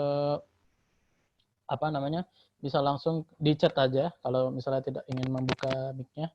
Oke, teman-teman, tadi kan sudah ada pertanyaan yang masuk ya, bisa dibaca juga di Zoom group chat-nya. Bagi teman-teman yang ingin, sekali lagi, bagi teman-teman yang ingin menanggapi, bisa langsung membuka mic-nya dan langsung speak up juga pendapat teman-teman terkait pertanyaan-pertanyaan yang sudah dilontarkan gitu. Karena di sini tujuan kita adalah diskusi yang mana teman-teman juga diharapkan memberikan pendapatnya gitu. Selain dari pembicara yang memberikan jawaban kayak gitu. Halo. Gitu. Ya. Halo. Ya, halo. Ya, kedengaran ya? Kedengaran. Yuk, assalamualaikum warahmatullahi wabarakatuh. Waalaikumsalam. Perkenalkan, nama saya Sutriyadi, saya dari Aceh. Salam dari Aceh. Ya, salam. Mungkin barangkali dalam hal ini saya hendak menanggapi dari beberapa hal yang saya dengarkan tadi. Walaupun di awal ya tadi saya udah sampaikan ya ke itu bahwasanya Aceh sholat Isya dulu gitu. Jadi saya telat gitu masuknya. Siap. Cuman yang sempat saya ikuti, ada beberapa hal yang ingin sekali saya tanggapi. Jadi pertama-tama sekali itu adalah terkait dengan pertanyaan yang tadi diajukan ke saudara Atik ya, terkait dengan liberalisasi terkait terhadap Indonesia ini, yang kemudian tanggapan dari Akhi Atik tadi yang menggugah saya ingin menanggapi kembali. Kalau menurut pemahaman saya sih sebenarnya saya tanpa malu mengatakan bahwa Indonesia ini memang liberal 100% sih. Liberal 100%. Jadi sebagai contoh saja kita mendengar ini untuk madrasah sih, untuk sekolah non kuliah gitu, di luar kuliah gitu. Kita tuh tahu bahwa akhir-akhir ini seperti pelajaran PAI kemudian bahasa Arab itu dirubah sedemikian rupa dari awalnya, walaupun ya sebenarnya perubahan itu menurut penilaian masyarakat secara luas ya sebenarnya nggak ada yang berubah sih sebenarnya gitu. Tapi kalau kita lebih kritis lagi itu sebenarnya perubahannya itu perlahan namun pasti gitu. Misalnya penghilangan ya terkait dengan materi materi misalnya tentang jihad, tentang kemudian sejarah-sejarah para sahabat yang sifatnya itu kritis ya, yang sifatnya itu kemudian menyinggung kepemimpinan saat ini. Nah, dari contoh yang satu itu saja sudah memberikan alasan tepat buat saya bahwa sebenarnya Indonesia ini diliberalkan secara kafah gitu ya. Cuman secara pelan gitu loh. Secara pelan tapi pasti jalannya gitu. Nah, itu semua sebenarnya kalau kita sadari itu tidak pernah lari daripada kemauannya orang-orang kafir, tidak pernah lari dari kemauannya orang-orang liberal memang yang ingin kemudian memisahkan kehidupan aturan tata kelola agama dari negara gitu. Jadi segala hal yang bentuknya agama dan sifatnya itu kritis gitu loh. Yang sifatnya itu menyinggung kepemimpinan, menyinggung perasaannya para penguasa itu berusaha untuk dikesampingkan. Nah, kemudian terkait dengan contoh yang lain misalnya ini kan tadi pembahasannya UKT ya. Ini pembahasannya UKT. Jadi kalau kemudian saya kuliah itu kemarin, itu biaya kuliahnya turun karena kampusnya itu berubah dari statusnya swasta menjadi negeri. Jadi diturunkan oleh pihak kampus UKT-nya gitu. Nah, tapi hari ini dari kemarin malahan dari tahun yang lalu itu sedikit demi sedikit dinaikkan lagi gitu. Sedikit demi sedikit tidak dinaikkan lagi, itu tujuannya untuk apa? Untuk pertama sekali ya tujuannya untuk apa? kepentingan penguasa, kemudian kepentingan golongan-golongan tertentu yang masyarakat atau mahasiswa itu merasa ya dia merasakan sendiri loh ini kok udah berbeda gitu. Nah, jadi kepemimpinan saat ini itu betul-betul sebenarnya bukan mengedepankan hak rakyat gitu. Bukan mengedepankan hak rakyat tapi mengedepankan hak mereka yang secara perlahan-lahan tapi pasti cara mainnya gitu. Cara mainnya. Mungkin kalau saya sebenarnya yang ingin saya sampaikan itu yang tadi itu bahwa Indonesia ini sebenarnya cukup liberal. Tentang pendidikannya, tentang kepemimpinannya, tentang sistem aturan yang diterapkannya gitu. Nah, lalu saya juga ingin menanggapi apa tadi ya yang terakhir yang tadi dibahas itu saya lupa. Bisa diingatkan apa tadi ya? Saya lupa. Yang terakhir kali yang tadi disampaikan sama Akhi Bani tadi. Yang mana tuh? Yang terakhir itu tadi apa ya? Saya lupa. Oh, iya, apa saja yang boleh diajukan gitu untuk kepada pihak kampus itu ya. Apakah kemudian cukup menyampaikan unek-unek terkait dengan UKT gitu ya. Nah, menurut saya ya lebih dari itu boleh dilakukan gitu loh. Karena sebenarnya itulah UKT yang dinaikkan tadi walaupun sedikit demi sedikit itu karena untuk kepentingan gitu loh, bukan untuk keuntungannya mahasiswa, bukan untuk keuntungannya rakyat, tapi untuk kepentingan segolongan daripada penguasa, segelintir daripada penguasa yang ujung-ujungnya itu yang menyusahkan mahasiswa. Nah, jadi menurut saya yang perlu disampaikan ya, sembari kemudian ya istilahnya itu meminta agar UKT itu diturunkan atau istilahnya itu distabilkan, tidak memberatkan mahasiswa gitu kan. Itu kan permintaan yang mendasar sekali yang sifatnya mahasiswa itu ingin kuliahnya itu tidak berat, tidak terberatkan, hanya tidak susah hanya karena UKT-nya gitu. Gara-gara UKT-nya gitu. Jadi yang perlu disampaikan tentu ya mengingatkan gitu para penguasa dalam hal ini ya penguasa di kampus gitu ya, bahwa bahwa keutamaan untuk memudahkan mahasiswa itu merujuk pada kepemimpinan para khalifah itu hukumnya wajib gitu loh.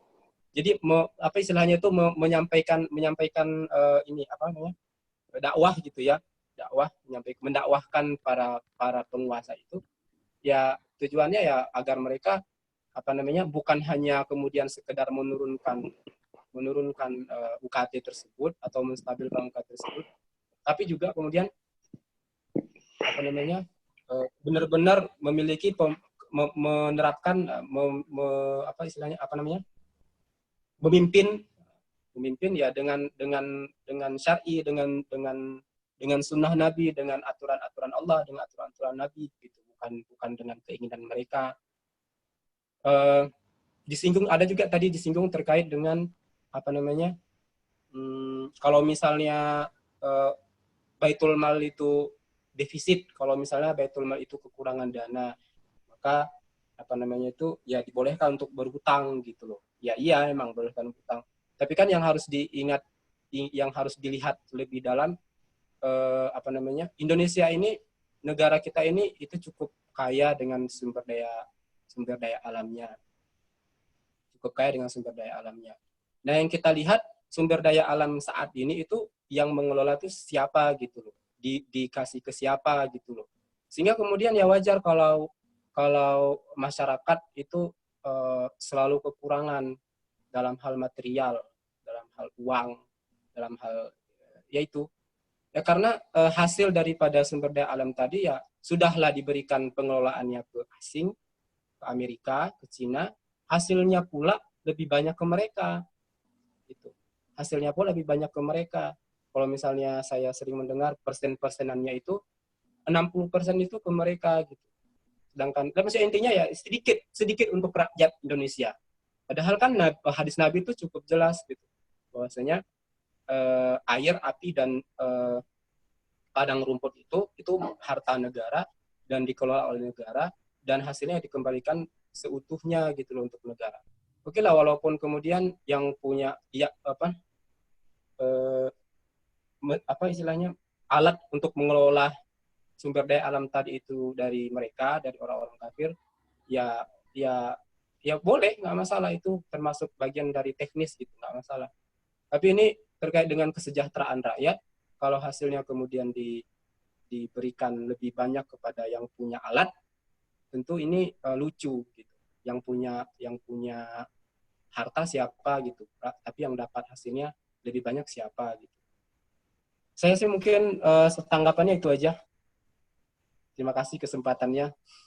Mohon maaf jika menyinggung perasaan atau lain sebagainya. Assalamualaikum. Oke, waalaikumsalam. Makasih Bang Sutriyadi, tanggapannya cukup panjang ya tadi, dan apa namanya, cukup jelas lah menjelaskan keadaan yang ada di Indonesia ini. Oke, bagi teman-teman lagi dipersilakan jika ada yang ingin menanggapi tentang pertanyaan atau ingin menanyakan juga hal-hal lain, bisa juga langsung buka mic-nya, atau kalau misalnya malu ya ngomong di grup atau di online gitu, boleh langsung ketik di Zoom grup chatnya gitu. Nah, teman-teman juga boleh mendiskusikan topik, tapi jangan ini ya, jangan keluar dari apa namanya garis besar tagline kita, yaitu membahas tentang UKT dan pendidikan tinggi di Indonesia gitu. Tadi juga gimana Bani sudah memaparkan keadaan yang ada di UI, bahwa ternyata keadaan yang di UI yang sekiranya masyarakat nih tahu gitu, bahwa mahasiswa UI banyak dari kalangan menengah ke atas, ternyata nggak juga gitu. Mereka juga terkena dampak yang cukup signifikan, yang memang beberapa teman saya juga ya, yang memang dia sebenarnya kalangan menengah ke atas, tetapi ketika pandemi COVID orang tuanya terkena PHK atau pemutusan kerja lainnya segala macam, jadi tidak menghasilkan uang, dan akhirnya pun mereka juga yang mungkin jika di golongan UKT-nya kelas yang paling atas justru kesulitan dengan hal itu gitu. Tentu ini juga membutuhkan penyesuaian terhadap ini, karena keadaan ekonomi setiap keluarga atau setiap person di Indonesia itu kan dimanapun sih, itu kan tidak bisa diprediksi atau tidak statis ya, itu pasti dinamis gitu. Teman-teman ada yang mau berpendapat lagi boleh, atau menanyakan hal lain juga boleh. Gitu. Oke, permisi. Ya, Assalamualaikum warahmatullahi wabarakatuh. waalaikumsalam. Tidak keluar dari UKT ya. Soal Iya. tadi masih sedikit bersinggungan sama pertanyaan saya di awal tadi. Siap. Saya gini, saya juga agak ya unik gitu loh ya. Unik, soalnya saya kira ya pendidikan Islam itu ya mengajarkan fikih, akidah, dan lain-lain sebagainya ya. Saya sempat tadi disinggung oleh Bung Atik. Karena katanya sistem pendidikan Islam itu ada yang disokong dari Baitul Mal, jadi berani menggratiskan gitu.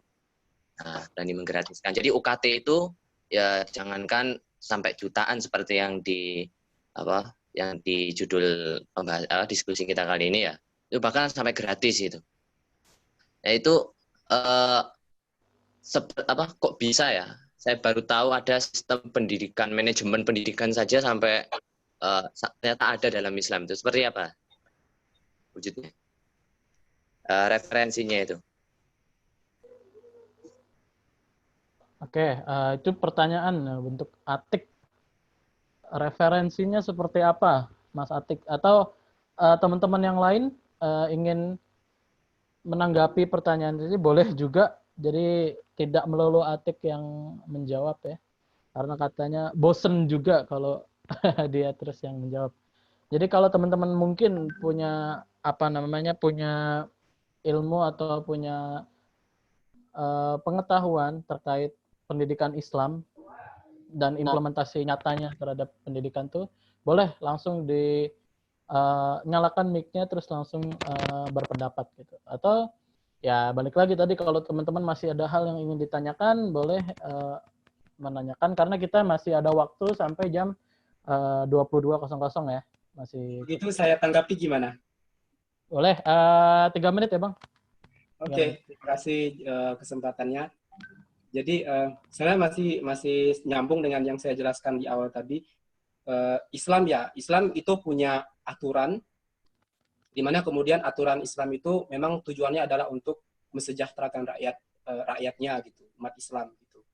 Nah, terkait dengan pendidikan, ya kita bisa mencek di dalam Sirah Nabawi, di dalam kemudian kitab-kitab para ulama, itu akan kita temukan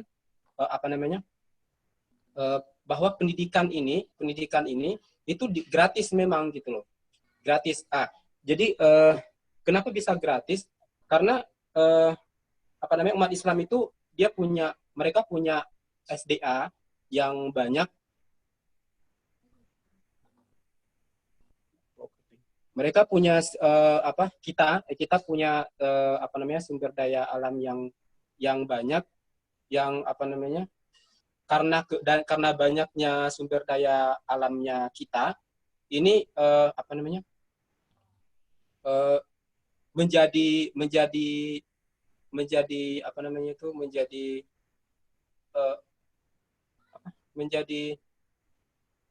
alasan sehingga disampaikan bahwa pendidikan ini menjadi gratis gitu loh sebenarnya. Saya jadi buyar gara-gara diganggu sama keponakan saya. Santai aja, Bang. Saya mau mengajak dulu melihat di mana sekarang ini kita bisa melihat kok ada beasiswa, maksudnya ada mahasiswa yang kuliah gratis, ada mahasiswa yang kuliah bayar gitu kan. Kok ada seperti itu gitu. Nah, mungkin alasannya yaitu karena prestasi dia gitu. Karena prestasi dia jadi wajar dia dapat beasiswa kuliah gratis gitu. Yang lain ya berarti dia nggak berprestasi sehingga kemudian dia kuliah harus bayar setiap per semesternya gitu. Nah ini politik yang diberlakukan itu bukan untuk kesejahteraan rakyat, bukan untuk kepentingan rakyat. Kalau misalnya memang kita benar-benar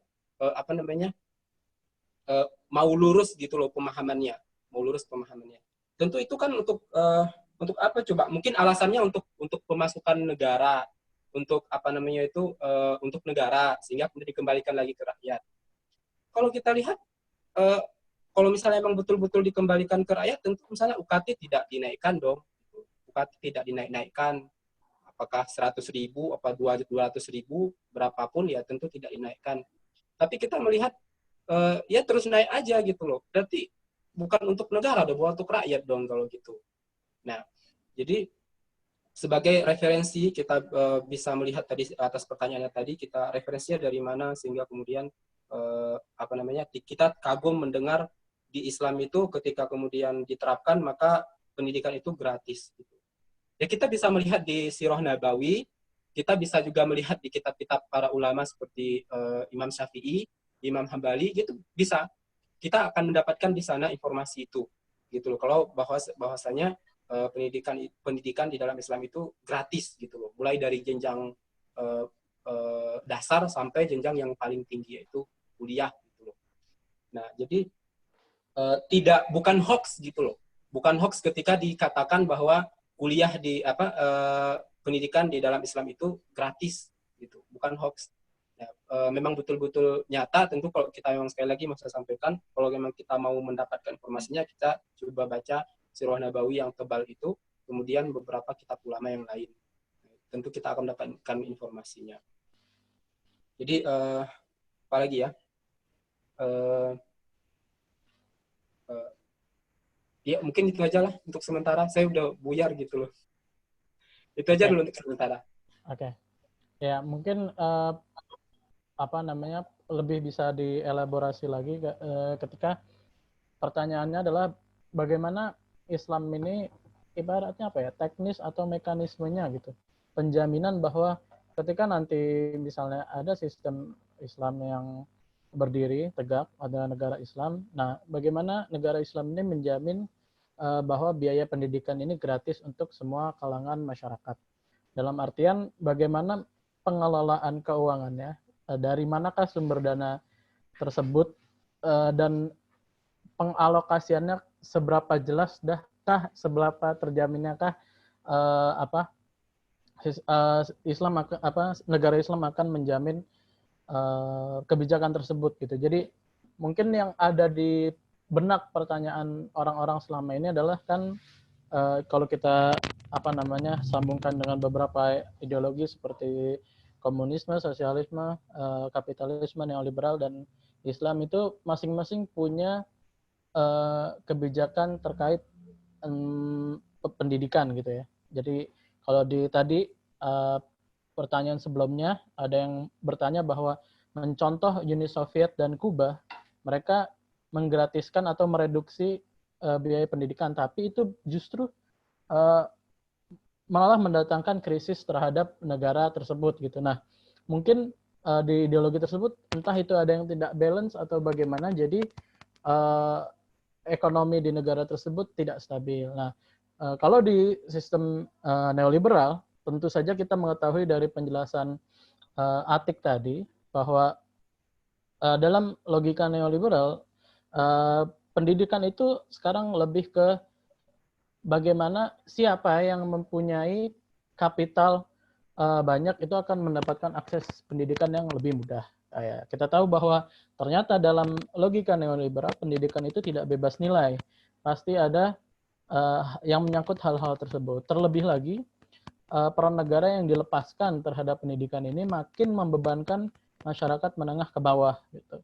Nah, kalau di Islam ini seperti apa gitu kan? Mungkin pertanyaannya seperti itu. Jadi mungkin peserta atau teman-teman yang punya maklumat atau punya pengetahuan terkait bagaimana sistem pendidikan Islam ini menjamin seluruh warganya itu untuk mendapatkan akses pendidikan, untuk mendapatkan ibaratnya bukan keringanan lagi ya, tapi UKT yang digratiskan oleh negara gitu. Dan apakah dengan diterapkannya bebas UKT tadi oleh negara, ini berdampak nggak ke ekonomi masyarakat? Karena yang kita tahu bahwa beban pendidikan itu biayanya tuh nggak murah gitu kan ya.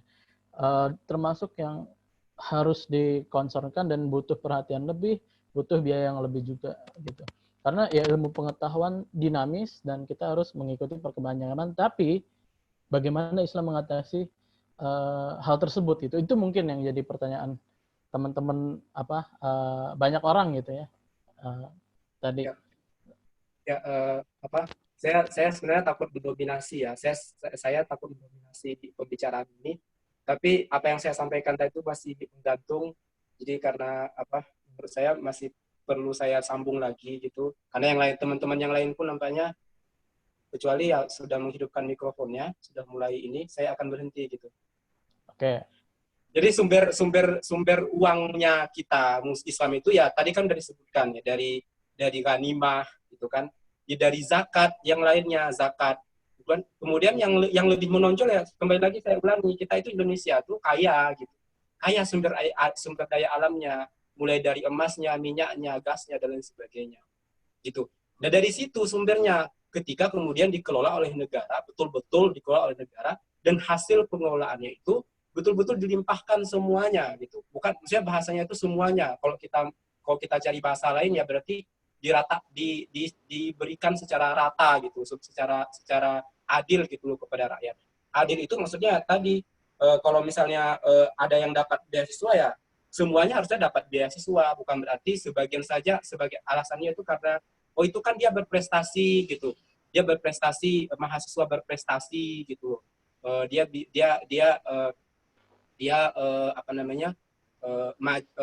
maju selangkah dari di bidang ilmu teknologinya, eksatnya misalnya, itu jadi alasan sehingga dia digratiskan kuliahnya. Oh yang lain gitu loh, yang lain ya baru bayar sendiri. Kalau misalnya nggak sanggup ya berarti nggak kuliah dong kalau gitu. Nah jadi pertanyaan tadi pertama itu dari mana sumbernya, ya tadi sumbernya itu diambil dari zakat, yang mengambil itu ya Baitul Mal gitu loh,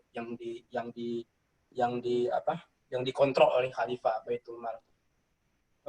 Sumbernya itu dari zakat.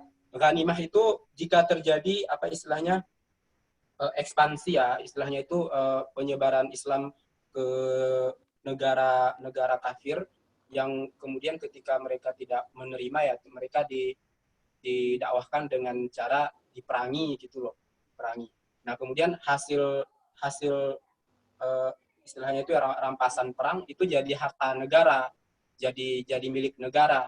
Nah, apakah mulai dari yang sifatnya itu benda keras sampai yang sifatnya benda lunak kan gitu. Nah, dikelola lagi, yang hasilnya kemudian dikembalikan lagi disebarkan kepada rakyat, sehingga tidak ada lagi yang tidak kuliah, tidak ada lagi yang tidak mendapatkan biaya siswa itu loh. Nah, tetapi kalau kemudian kita melihat hari ini kan tidak seperti itu. Di mana tadi seperti saya bilang, misalnya zakat gitu loh. Zakat itu memang dikutip zakat itu, tapi kadang-kadang sering terjadi yang kaya malah nggak mau mengeluarkan zakat gitu. Yang mau mengeluarkan zakat yang miskin aja gitu.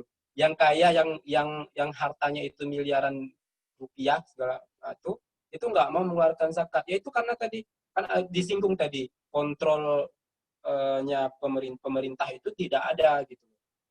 Sehingga kemudian menjadikan rakyat itu ya mau sesuka hati gitu loh dalam mengeluarkan zakat. Ada yang nanti mengeluarkan zakat sesuai nisab ya, ada yang tidak gitu loh. Ada pula yang orang kaya nggak mau mengeluarkan zakat. Dan yang kedua ya sumber daya alam tadi. Ini saya ulang sekali lagi karena memang betul-betul kita itu kaya sebenarnya.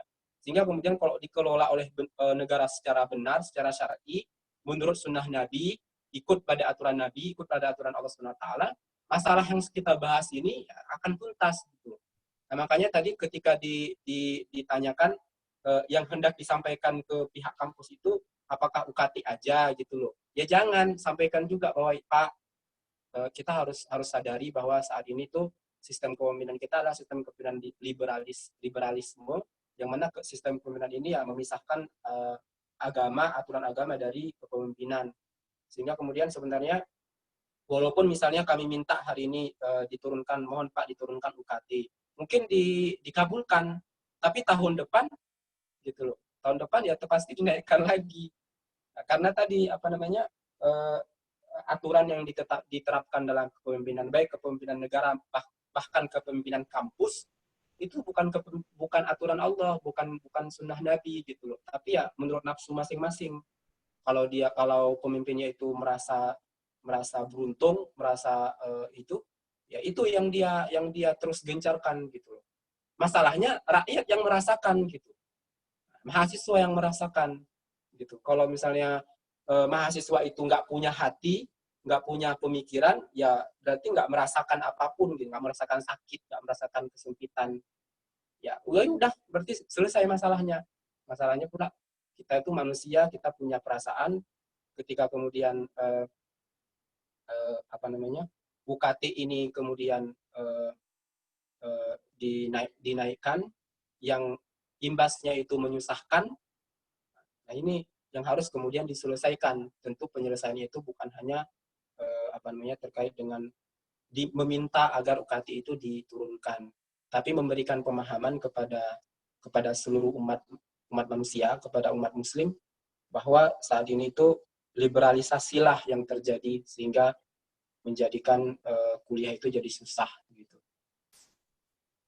Oke, Mas Sutriyadi, mungkin dicukupkan dulu ya, mungkin yang lain ada yang ingin mendakapi gitu. Oke, mungkin tadi yang penanya sudah ingin menanggapi lagi atau pemateri ingin memberikan sedikit kejelasan lagi gitu terkait pertanyaan bahwa ya tadi referensinya sudah dijelaskan dan memang itu konsepsi yang dijelaskan gitu, tidak perlu ditunjukkan kajian pustaka atau yang lain-lainnya. Mungkin bisa ngasih pendapat dari situ. Oke, Bung, Mas. Ya.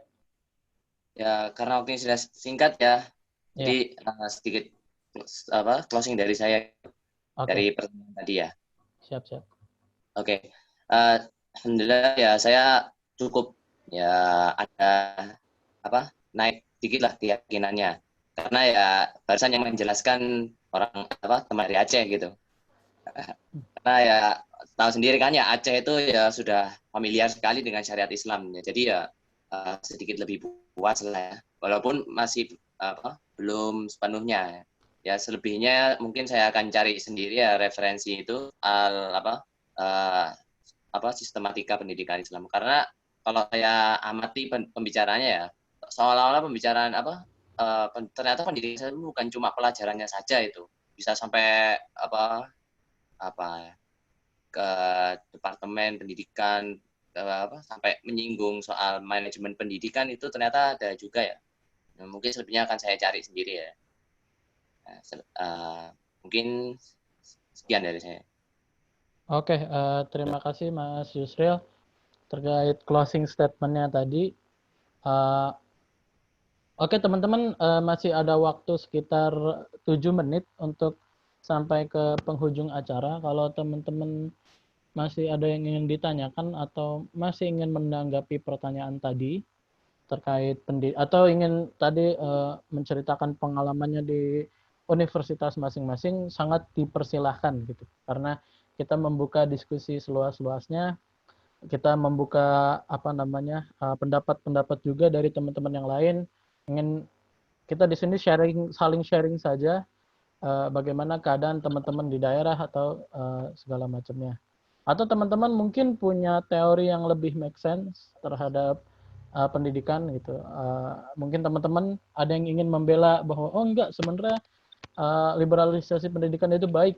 Mungkin teman-teman punya argumennya, jadi bisa dilontarkan ke ke ruang diskusi. Jadi teman-teman tadi yang dari sistem Islam ini tertantang gitu, jadi punya lawan untuk berdiskusi gitu. Atau ya tadi kalau teman-teman merasa juga punya pengetahuan yang lebih atau yang ingin di sharing, boleh langsung dibuka mic-nya, diomongin lagi gitu ke sini.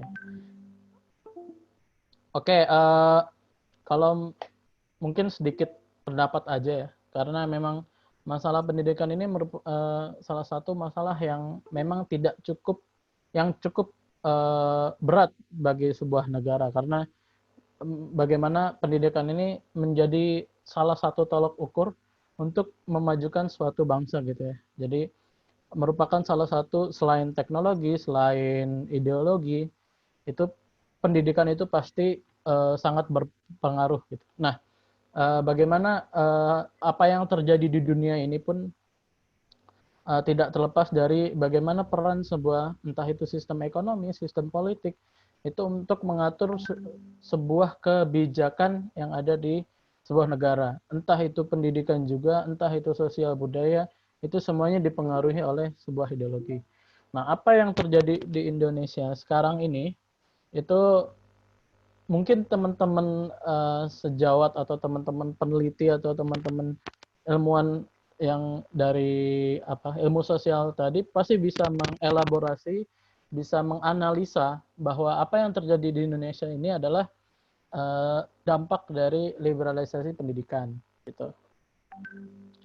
Dalam artian gini, bahwa biaya UKT makin tinggi, terus bagaimana lepasnya negara dalam mengelola pendidikan, itu dilihat dari ketika misalnya COVID-19 outbreak, terus kebijakan langsung Kemendikbud tidak bisa mensentralisasi kebijakan terhadap UKT. Jadi PTN BH ini cenderung untuk bersikap sendiri-sendiri, dan ya akhirnya ketika bersikap sendiri-sendiri tentu mereka punya prioritas masing-masing, di mana kapital adalah prioritas mereka.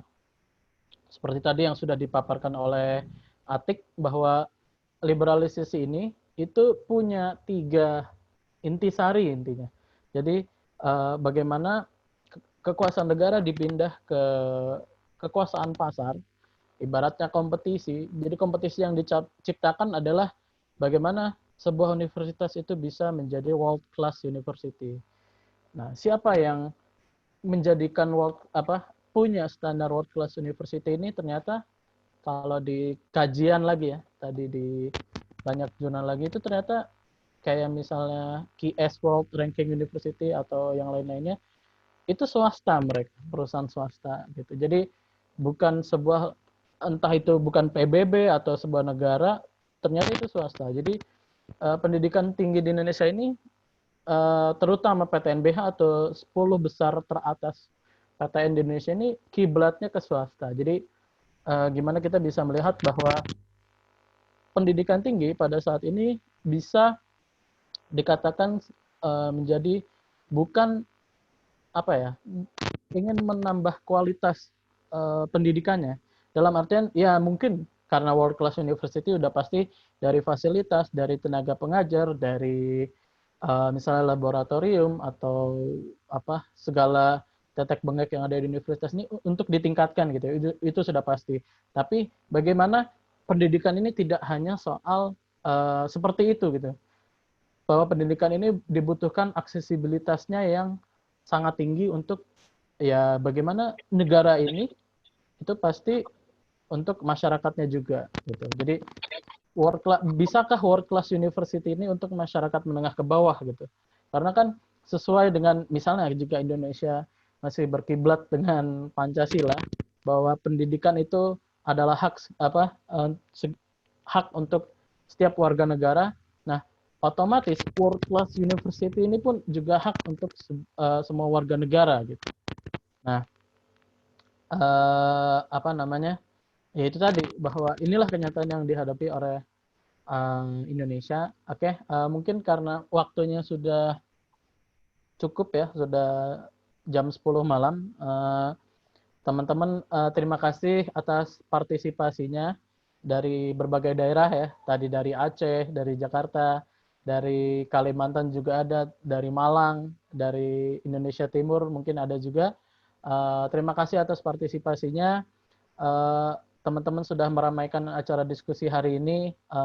Diskusinya berlangsung cukup hangat. Lalu terima kasih juga kepada pembicara yang sudah memaparkan materinya yang cukup jelas, yang membuka mata kita gitu terhadap apa yang terjadi di Indonesia gitu. Karena balik lagi, kita sebagai mahasiswa, sebagai orang yang memiliki privilege pendidikan yang termasuk 10% masyarakat Indonesia yang mempunyai privilege pendidikan punya tanggung jawab intelektual untuk merubah bangsa ini atau negara ini atau umat ini ke sesuatu yang lebih baik ini. Tentunya sesuatu itu dimulai dari diskusi-diskusi seperti ini gitu.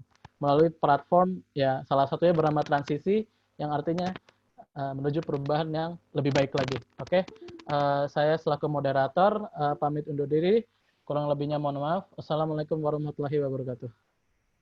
Waalaikumsalam warahmatullahi wabarakatuh. Waalaikumsalam warahmatullahi wabarakatuh.